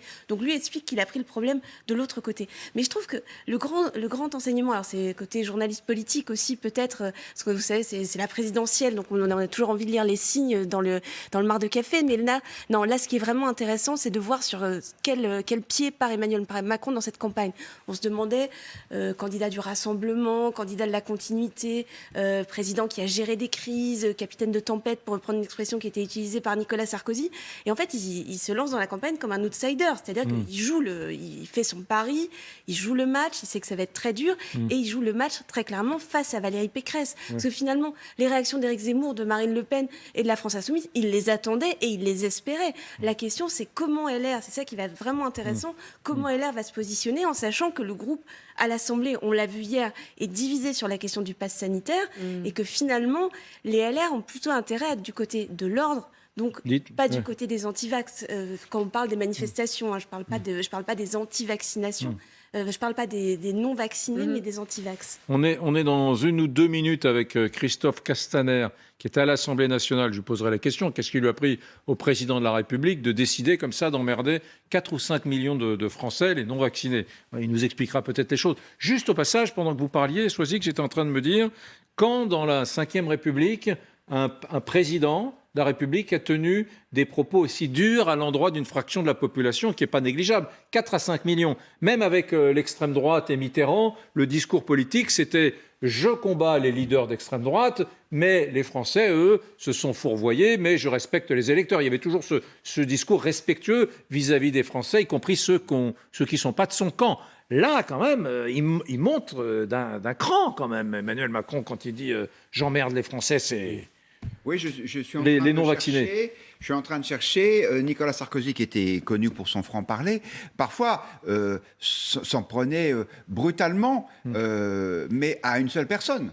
On se souvient tous du casse-toi pauvre con, à quelqu'un qui, je crois que c'était au Salon de l'Agriculture, ne voulait pas lui serrer la main. Le Karcher, c'était bien pour plusieurs personnes. Oui. On n'était pas seulement en train de parler d'une personne qui l'alpaguait dans un salon. C'est vrai, mais je pense qu'il n'y avait pas 5 millions de personnes qui étaient concernées par ça. Moi, je rapprocherais volontiers cet événement d'un autre qui n'a rien à voir et qui est le drapeau français le drapeau européen sous l'Arc de Triomphe. Je trouve que 2 fois de suite, Emmanuel Macron provoque inutilement une partie des Français. Guillaume, permettez-moi de vous interrompre. Nous sommes en ligne depuis l'Assemblée nationale avec Christophe Castaner, le patron des députés LaREM à l'Assemblée nationale. Bonsoir Christophe Castaner. Bonsoir. Il y a beaucoup d'éditorialistes autour de la table, Christophe Castaner, qui sont, j'allais dire choqués, non, étonnés que cette petite formule dans laquelle, en gros, en substance, Emmanuel Macron dit qu'il emmerde les non-vaccinés, sont étonnés que ces propos aient été relus par l'Élysée et finalement assumés et publiés, assumés par le président de la République et publiés dans Le Parisien ce soir. Permettez-moi d'abord de saluer les éditorialistes qui sont avec vous, dont je connais la qualité et dont je ne doute pas qu'ils ont aussi un sentiment sur les propos du président de la République, sur la politique européenne, sur les questions de santé, sur les questions d'éducation, qu'il aborde aussi dans cette interview. C'est vrai. J'entends bien qu'il y a une polémique sur les mots qu'il a utilisés, mais ne tombons pas dans les polémiques stériles. Le président de la République a repris les mots du président Georges Pompidou qui disait qu'il fallait cesser d'emmerder les Français. Et très clairement, à partir de ce message-là, le président de la République dit qu'il y a une petite minorité, 10% de la population, qui, pour des raisons qui pour moi sont obscures, refuse la politique vaccinale et met en risque l'ensemble des Français. Et donc c'est à eux aussi qu'il s'adresse avec un vocabulaire qui nomme les choses en disant la vérité et en disant au fond ce que moi j'entends quand je me déplace sur le terrain ou ce que j'entends quand je vais, comme c'était le cas il y a quelques jours encore, dans l'hôpital de la ville-préfecture de mon département, les Alpes de Haute-Provence. Je peux vous dire que si vous interrogiez au même moment, plutôt que moi, des personnels soignants qui sont dans un service de réanimation, ils auraient certainement un diagnostic plus sévère encore que celui du président de la République. Mais est-ce que la maladresse du président derrière, là, c'est de ne pas faire le distinguo entre les anti-vax et les non-vaccinés? Est-ce que ça, c'est pas une maladresse? Les non-vaccinés, est-ce qu'il faut vraiment les emmerder jusqu'au bout? Eux qu'on peut peut-être encore convaincre, que le gouvernement peut encore convaincre? Mais c'est ce que nous tentons de faire. Et encore hier, 56 000 Français se sont fait vacciner pour une première fois. Et c'est bien ainsi. Et nous devons continuer cet effort. Et nous le mettons en œuvre avec le dispositif d'aller vers. Je suis l'élu d'un élu de montagne, rural et de montagne. On a fait des opérations de vaccination dans les stations de ski pour les gens qui venaient dans les stations de ski. Et donc ce sont des dispositifs que nous devons maintenir. Ensuite, vous savez, on peut se faire plaisir en disant non, je ne suis pas anti-vax, mais je ne suis pas vacciné. Moi, je pense qu'on pourrait débattre des heures sur ce sujet. Aujourd'hui, 90% des Français ont abuser et utiliser la vaccination quand une petite minorité qui nous explique que c'est au nom de sa liberté menace la liberté de l'ensemble de nos autres citoyens, menace la liberté du pays et menace la liberté par des blocages que nous pourrions avoir ou des embolies dans notre système hospitalier. Donc c'est contre cela qu'il nous faut agir. Et vous savez, moi je vais même un peu plus loin. Je pense qu'il nous faut sauver les non-vaccinés malgré eux.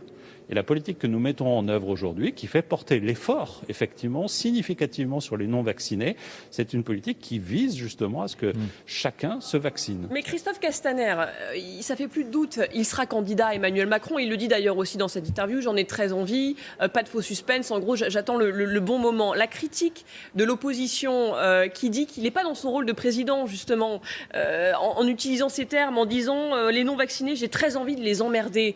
Vous répondez quoi? Est-ce que sincèrement, il va pas un peu trop loin là? Est-ce que vraiment il est dans son rôle de président quand il dit je vais emmerder 10% de la population? Ah non, mais il ne veut pas emmerder 10% de la population. Il veut faire en sorte que celles et ceux qui ne se vaccinent pas et qui menacent 90% de la population cessent de menacer 90% de la population. C'est de cela dont on parle. Alors j'entends que les oppositions nous disent « Mon Dieu, c'est terrible, ils bousculent le système ». Parce qu'au fond, il voudrait faire plaisir à tout le monde. D'ailleurs, il suffit de voir Valérie Pécresse, la candidate DLR, qui nous explique hier matin dans les médias qu'elle est favorable au pass vaccinal.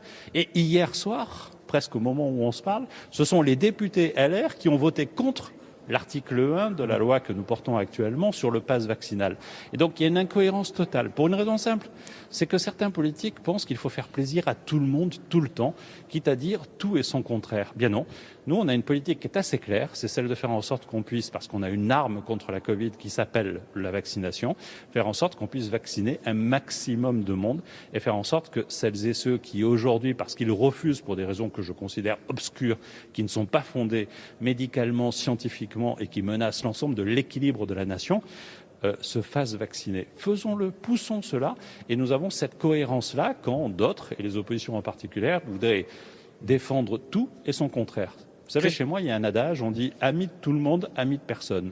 Je crois que le président de la République, au fond, il parle au nom des Français quand il veut pousser les non-vaccinés à la vaccination et quand il veut protéger 90% des Français qui, eux, sont rentrés dans le processus vaccinal. Le président de la République a dit récemment dans cette interview menée par Darius Rochebain et Audrey Crespo-Mara sur TF1 et LCI, il a dit qu'il regrettait d'avoir blessé certains Français. Je me dis que là, finalement, ces regrets n'ont pas duré tellement longtemps parce que, voilà, quelques jours après s'être exprimé sur ces Français qui l'auraient choqué, il attaque encore une fois sec quand il dit qu'il assume d'emmerder les non-vaccinés. Je vous rappelle qu'on a été le chercher sur des petites phrases qui ont fait polémique. Souvenez-vous, traverser la rue pour trouver un emploi, c'était moins radical, moins abrupt, moins abrasif encore que emmerder les non-vaccinés. Donc quelque chose me dit, je ne sais pas si vous partagez mon opinion, qu'il va y avoir une sacrée onde de choc après cette petite phrase ce soir, non ? Écoutez, il aurait pu effectivement faire de l'eau tiède. Et peut-être qu'on en aurait moins parlé, et peut-être même que certains auraient satisfait d'entendre de l'eau tiède. Il a le courage politique de nommer une politique que nous menons, celle qui veut amener l'ensemble des Français vers la protection maximum dont on dispose aujourd'hui, celle de la vaccination. Alors il le fait avec ses mots, avec, vous le dites, si je vous reprends, une forme de brutalité en cela. Mais vous savez, la brutalité, c'est aussi quelquefois celle que les députés, notamment dans le groupe que je préside, reçoivent des messages où on annonce que s'ils votent le pass vaccinal, par exemple, on va les décapiter, où on diffuse leurs adresses personnelles.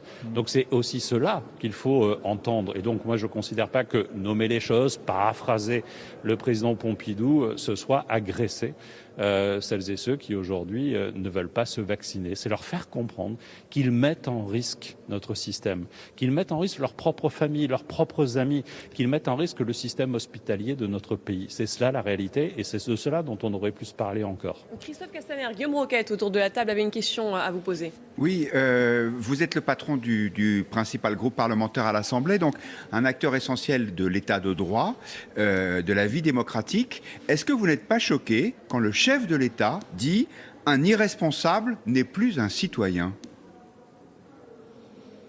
Mais je pense que quelqu'un qui par son irresponsabilité personnelle, fait courir un risque à la société, ne se comporte pas en citoyen. Donc vous pensez qu'il n'est plus un citoyen, ça veut dire se met en dehors du pays. Mais oui, parce que justement, le pays, c'est un collectif. Ce n'est pas un cumul d'individualités qui doivent seulement s'exprimer et qui doivent revendiquer leur liberté personnelle pour opposer cette liberté personnelle à celle de tout un collectif, la France. Et donc, je considère que c'est être un non-citoyen ou un mauvais citoyen quand vous mettez en risque la citoyenneté, c'est-à-dire le collectif, le commun, ce qui nous rassemble. Et donc, effectivement, c'est le cas d'une toute petite minorité, celles et ceux qui battent le pavé, qui menacent les parlementaires, je viens de l'exprimer. Mais en cela, je vous le dis, ils ne se comportent pas comme des citoyens responsables. Christophe Castaner, un dernier mot sur le pass vaccinal. Vous êtes toujours en train d'examiner le texte là en ce moment à l'Assemblée nationale. Suspension du texte hier à l'hémicycle. Voilà. Comment vous l'analysez, vous, en tant que patron des députés La République En Marche à l'Assemblée nationale? Vous n'avez pas réussi à tenir vos troupes? Ils n'étaient pas assez nombreux pour faire face à cette opposition? Nous étions largement assez nombreux pour gagner sur la totalité des votes qui concernaient le texte lui-même, y compris d'ailleurs l'article 1er, le pass vaccinal, mais très largement. Et donc nous étions dans un rapport de force qui ne faisait aucun doute pour personne. Et il y a un sujet où une coalition de l'ensemble des minorités, l'ensemble de nos oppositions, allant de l'extrême droite à la France insoumise et en passant par le groupe Les Républicains, cette coalition a voté sur quelque chose qui leur paraissait essentiel, le fait d'arrêter de travailler à minuit. Moi, je vais vous dire, dans l'ensemble des hôpitaux que j'évoquais tout à l'heure, on a travaillé hier au-delà de minuit. Et ce soir, on travaillera encore au-delà de minuit. Et c'est de cela qu'ils ont voulu, au fond, nous empêcher de faire. Et ils ont réussi. Nous avons repris les travaux cet après-midi. Nous les poursuivrons ce soir et cette nuit. Et si besoin, nous les poursuivrons demain. Ce texte sera voté. Ce n'est pas cette obstruction et ce n'est pas ce petit coup politique qui changera notre détermination. Donc le pass vaccinal sera a priori voté cette nuit, Christophe Castaner? Cette nuit ou demain dans la journée, moi je ne cherche pas à précipiter les débats. Ce que je cherche, c'est que ce texte fournisse toutes les explications auxquelles les citoyens ont besoin et peuvent nous solliciter, mais surtout faire en sorte que ce texte puisse aboutir. Merci d'avoir passé ces quelques instants sur LCI. Belle nuit à vous, monsieur Christophe Castaner. Au revoir. Analyse là-dessus, il assume Christophe Castaner. En même temps, on n'attendait pas non plus qu'il s'oppose à cette phrase du président. Mais est-ce qu'encore une fois, c'est pas un peu risqué politiquement? On rappelle, on est à 4 mois de la présidentielle. Ouais, je trouve que c'est très risqué, d'autant qu'il dit qu'une partie des non-vaccinés ne sont pas vaccinés pour des raisons très obscures. Alors, tous ne sont pas des anti-vax, il y en a qui doutent, il y en a qui hésitent, et je crois que ces mots-là peuvent avoir l'effet complètement inverse et les éloigner encore plus de la vaccination. Sur l'élément emmerdé, il dit que c'est un hommage au président Pompidou. Bon, je suis pas certain que cet argument-là sera audible de la part de la population. Encore une fois, un président de la République, il est le garant des institutions, il est le président de tous les Français. On entend bien, de toute façon, c'est ce que je disais tout à l'heure. C'est pas une surprise ce soir, on ne découvre pas que la politique du gouvernement depuis 2 mois, c'est de faire peser les contraintes sur les non-vaccinés. On l'avait compris. Et donc, il y a une volonté dans ce discours, dans ces mots-là, je crois, pour le président, il a fait le choix de sa majorité à lui, celle qu'il veut convaincre, celle en tout cas dont il essaie de s'attirer la sympathie, c'est celle des vaccinés. Je pense qu'il fait le pari de se dire, de toute façon, 90% des Français sont d'accord avec moi, puisqu'ils sont tous vaccinés. Et effectivement, on le disait, pas de différence de la part du président entre les vaccinés et les anti-vax. Pourtant, c'est pas tout à fait la même chose. Je voulais qu'on écoute un témoignage recueilli par nos confrères d'RMC. Voilà, quelqu'un qui n'est pas vacciné, mais on sent qu'il est encore possible de le convaincre. On l'écoute. J'arrive à un moment, en fait, où depuis le temps que ça dure, on voit tellement de tout, alors de la part du gouvernement, des scientifiques, des fake news, de tout. Je sais même plus quoi croire. En fait, j'arrive à un moment où j'arrive plus à me décider. Et j'ai aussi peur du vaccin que du virus. Voilà, clairement. Donc, je sais pas trop quoi faire. Donc, du coup, je reste un maximum chez moi. Je fais très attention. Je vois pas grand monde. Ouais. Et puis voilà. Autant, il y a des moments où je me dis, bon, bah, allez, je vais aller me faire vacciner et puis ce sera passé. Et puis, 10 minutes après, je me dis, ah non, je peux pas. Et j'ai déjà pris une fois un rendez-vous pour me faire vacciner. 2 heures avant, je l'ai annulé. J'ai fait une crise d'angoisse, quoi. Mais elle vient d'où votre angoisse, Anthony ? par rapport à toutes les fake news et tout ce qu'il y a. En fait, on peut en une journée, on peut même en moins, on peut entendre tout et son contraire en fait, de partout. Et c'est ça le problème, c'est que depuis le début, que ce soit par exemple le gouvernement qui a fait des choix, bon, ils ont fait des choix, ils ne se sont pas avérés tous bons ou tous cohérents, mais du coup, ça remet en doute. Moi personnellement, ça me met en doute de me dire, je leur fais confiance à 100%. Et puis, il y a des scientifiques, etc., qui vont dire le contraire. Il y a des scientifiques qui vont dire faut se faire vacciner, d'autres qui vont dire faut pas se faire vacciner. Est-ce que si d'entrée de jeu, le gouvernement vous avait dit, écoutez, il n'y a pas le choix, on y va tous et on le rend obligatoire, vous l'auriez fait? Oui. Échec du corps médical aussi, docteur Sebag, comment vous l'analysez? Oui, quelque part aussi. Vous savez, moi j'étais pour le pass vaccinal depuis longtemps. Même au moment du pass sanitaire, j'ai dit qu'il faut aller sur le pass vaccinal. Au moment où on discute du pass vaccinal à l'Assemblée nationale, sortir cette phrase, il est sali. Le pass vaccinal est sali. Parce que les gens vont dire, vous voyez, ce pass vaccinal, c'est pour nous emmerder. Et quelque part, et ça me fait très très mal, parce que je pense que c'est un outil extrêmement important. Et là, il est sali par cette phrase. Mais je suis pas loin d'être d'accord. En effet, ça fait des semaines qu'on dit qu'on n'est pas là pour stigmatiser, qu'on est là pour amener les gens vers un processus de conviction. Je suis pas certain que ce soit très constructif. Mais en quelques secondes, sur ce qu'on a entendu sur la désinformation, sur les contre-vérités, on avait tout à l'heure Paul Larouturou qui a rencontré et échangé avec des gens qui sont des anti-vax de la désinformation. On est le 4 janvier, le 4 encore, le 6 janvier l'année dernière au Capitole à Washington, des gens croyant défendre la démocratie ont envahi le Capitole, obnubilés par la désinformation et les fake news qu'on leur avait mis dans la tête. Moi, je crois que cette pandémie, elle a montré la pénétration de la société, des fake news et de la désinformation. Et Paul Larouturou le disait, je crois qu'on est entré dans une nouvelle ère qui est une ère de la post-démocratie. Les gens qu'on a vus hier et qui ont été d'une violence inouïe à l'endroit des équipes de journalistes sont des gens qui votent. Mais ces gens-là accepteront-ils le résultat des élections s'il ne leur convient pas? Ces gens-là acceptent-ils le principe d'une démocratie qui est de dire on s'oppose, mais finalement, le principe par essence de la démocratie, c'est de mettre en scène la divergence, mais dans un cadre pacifique. Ces gens-là sont-ils encore dans un cadre pacifique? Et donc, en quelques mots, on est dans une ère de la post-vérité. Aujourd'hui, la vérité, elle n'est plus neutre. Moi, j'ai grandi une époque où on disait ça c'est bleu, ça c'est rouge, ensuite on est d'accord ou pas. Aujourd'hui, avant même de dire si on est d'accord ou non, il va falloir se battre pour rétablir la réalité des faits. C'est vrai que je m'éloigne un peu de la question des non-vaccinés, mais la présidentielle a commencé. Ça va être un véritable enjeu. Avant même la saine controverse idéologique, il y a la bataille pour rétablir les faits.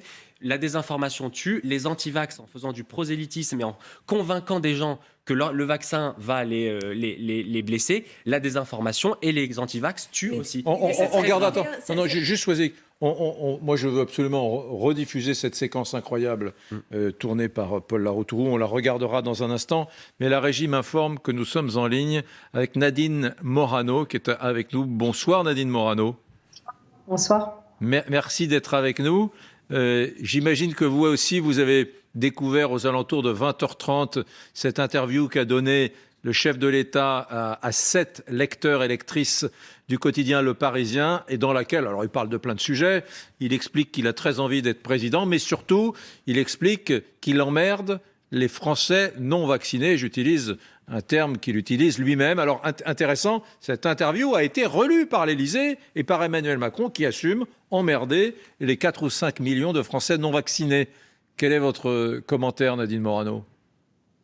Je suis profondément outrée, c'est une vaccinée qui vous le dit, puisque moi je ne suis pas anti-vaccin, mais je suis profondément outrée, mais en même temps, chasser le naturel et il revient au galop, puisque le 15 décembre, au cours d'une interview télévisée, Emmanuel Macron disait regretter les propos blessants qu'il avait pu tenir, et voilà qui nous remet le couvert une fois supplémentaire en méprisant une partie des Français qui ne sont pas d'accord avec lui et dont je rappelle que la vaccination en France n'est pas obligatoire.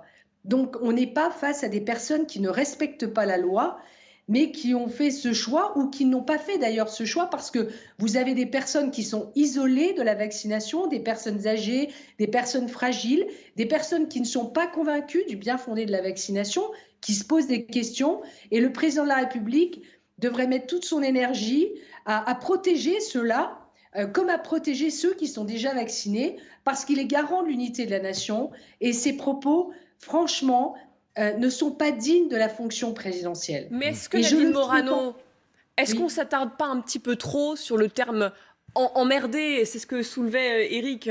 Est-ce qu'il n'est pas en train de dire tout simplement je veux aller les chercher, les non-vaccinés, pour qu'ils se fassent vacciner et pour qu'il y ait le moins de morts possible, le moins d'hospitalisés possible? Est-ce que derrière, finalement, l'urgence de la situation ne justifie pas des termes un peu radicaux comme ceux du président ce soir? Écoutez, moi je crois que son dispositif ne fonctionne pas bien, il faut le dire. Moi, par exemple, je suis vaccinée, j'ai eu le Covid, je suis vaccinée, mon pass vaccinal s'arrête, mon pass sanitaire, vous voyez lapsus, s'arrête le 15 janvier si je ne fais pas une seconde dose de rappel. Et j'ai été faire et j'ai publié sur Twitter mon analyse sérologique qui démontre que j'ai un taux d'anticorps qui s'élève à 8175. Oui. Et donc, je n'ai pas besoin de cette nouvelle dose de vaccination. Nadine Morano, excusez-moi, priorité au direct. On vous reprend dans un instant. Toutes mes excuses, mais Marine Le Pen est en train de s'exprimer en direct. On l'écoute et on revient vers vous dans un instant. Il ne s'est jamais considéré comme le président de tous les Français. C'est une faute politique et je vais même plus loin. C'est une faute morale.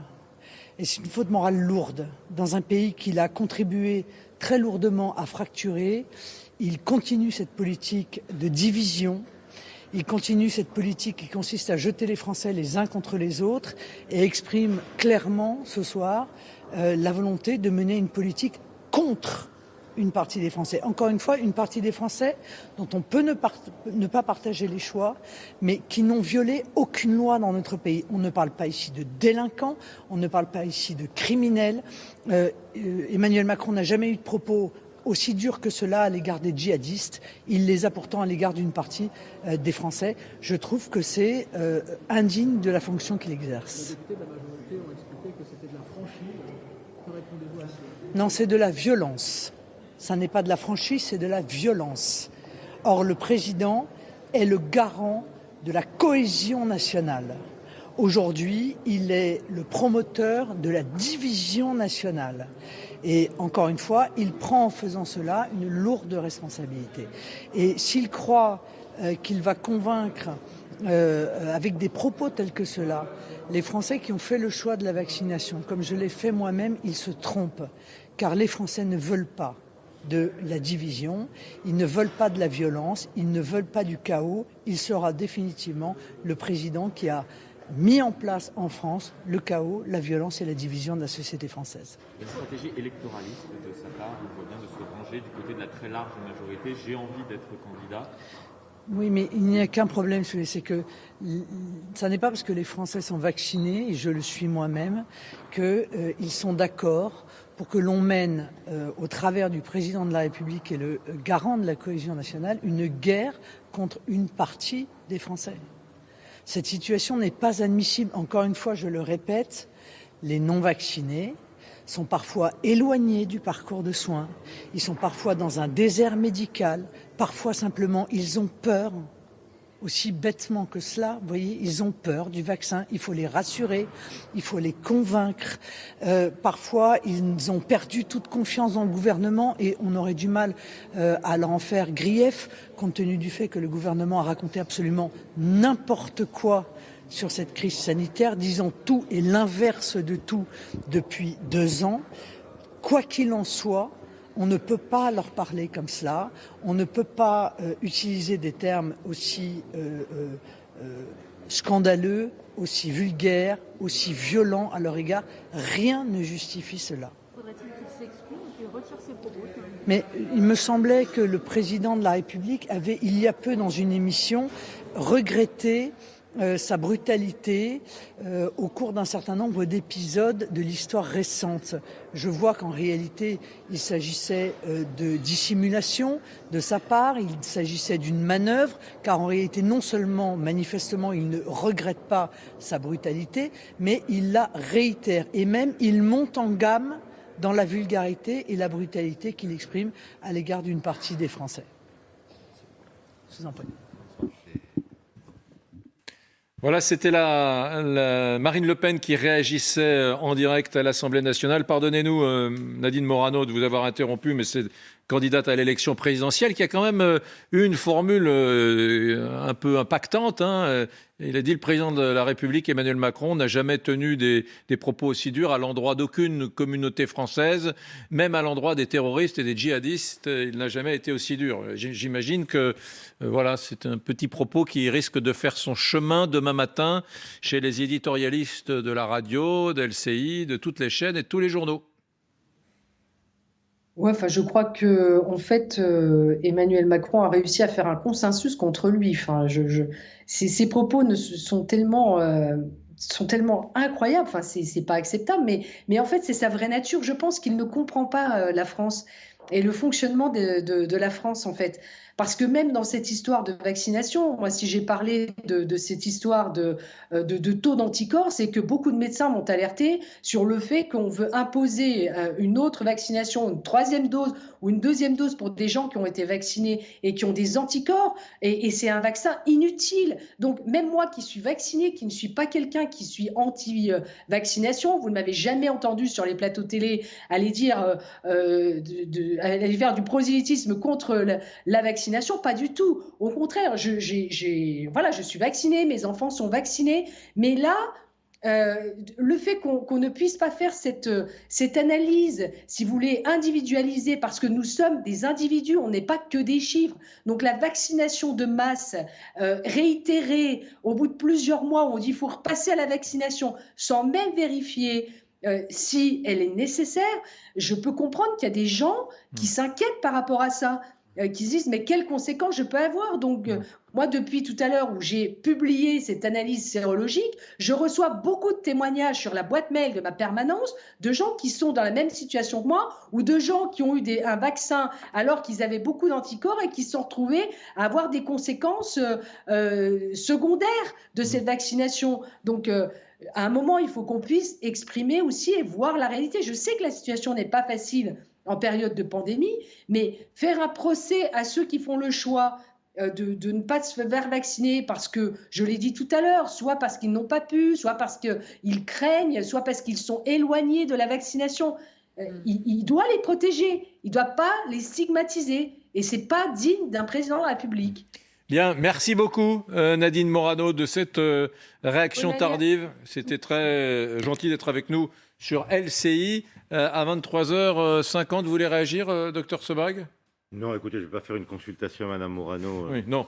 En direct, mais attention, il n'y a pas de corrélat direct entre le taux d'anticorps et la protection. Et les taux d'anticorps ne mesurent qu'une partie de l'immunité, c'est ce qu'on appelle l'immunité humorale. Il y a toute l'immunité cellulaire, très difficile. Et donc, vous dites qu'une personne qui a un taux d'anticorps élevé, satisfaisant pour lutter contre la maladie, doit quand même aller faire sa troisième dose. Combien de temps après ? Ça, c'est premièrement. Et combien de temps après ? C'est quand même extrêmement important. Et ce que je veux dire aussi, c'est qu'il n'y a pas d'overdose dans les vaccins. Ce n'est pas comme les médicaments.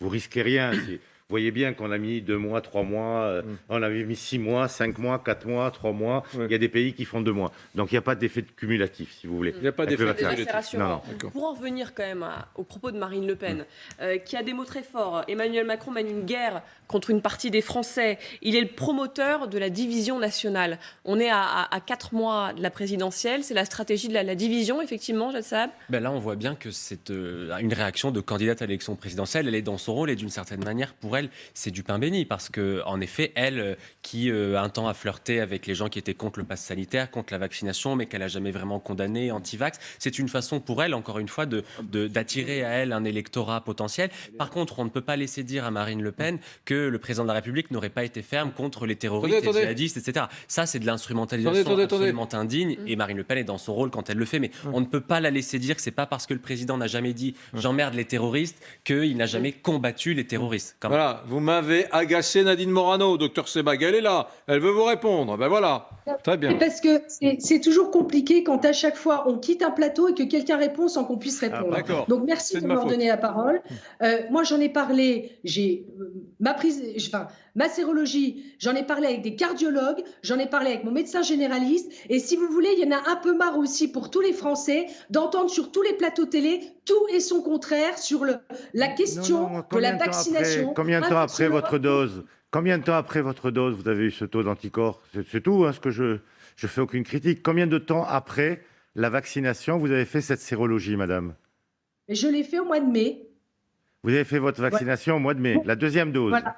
Et voilà. Non, j'ai eu le Covid. J'ai eu le Covid.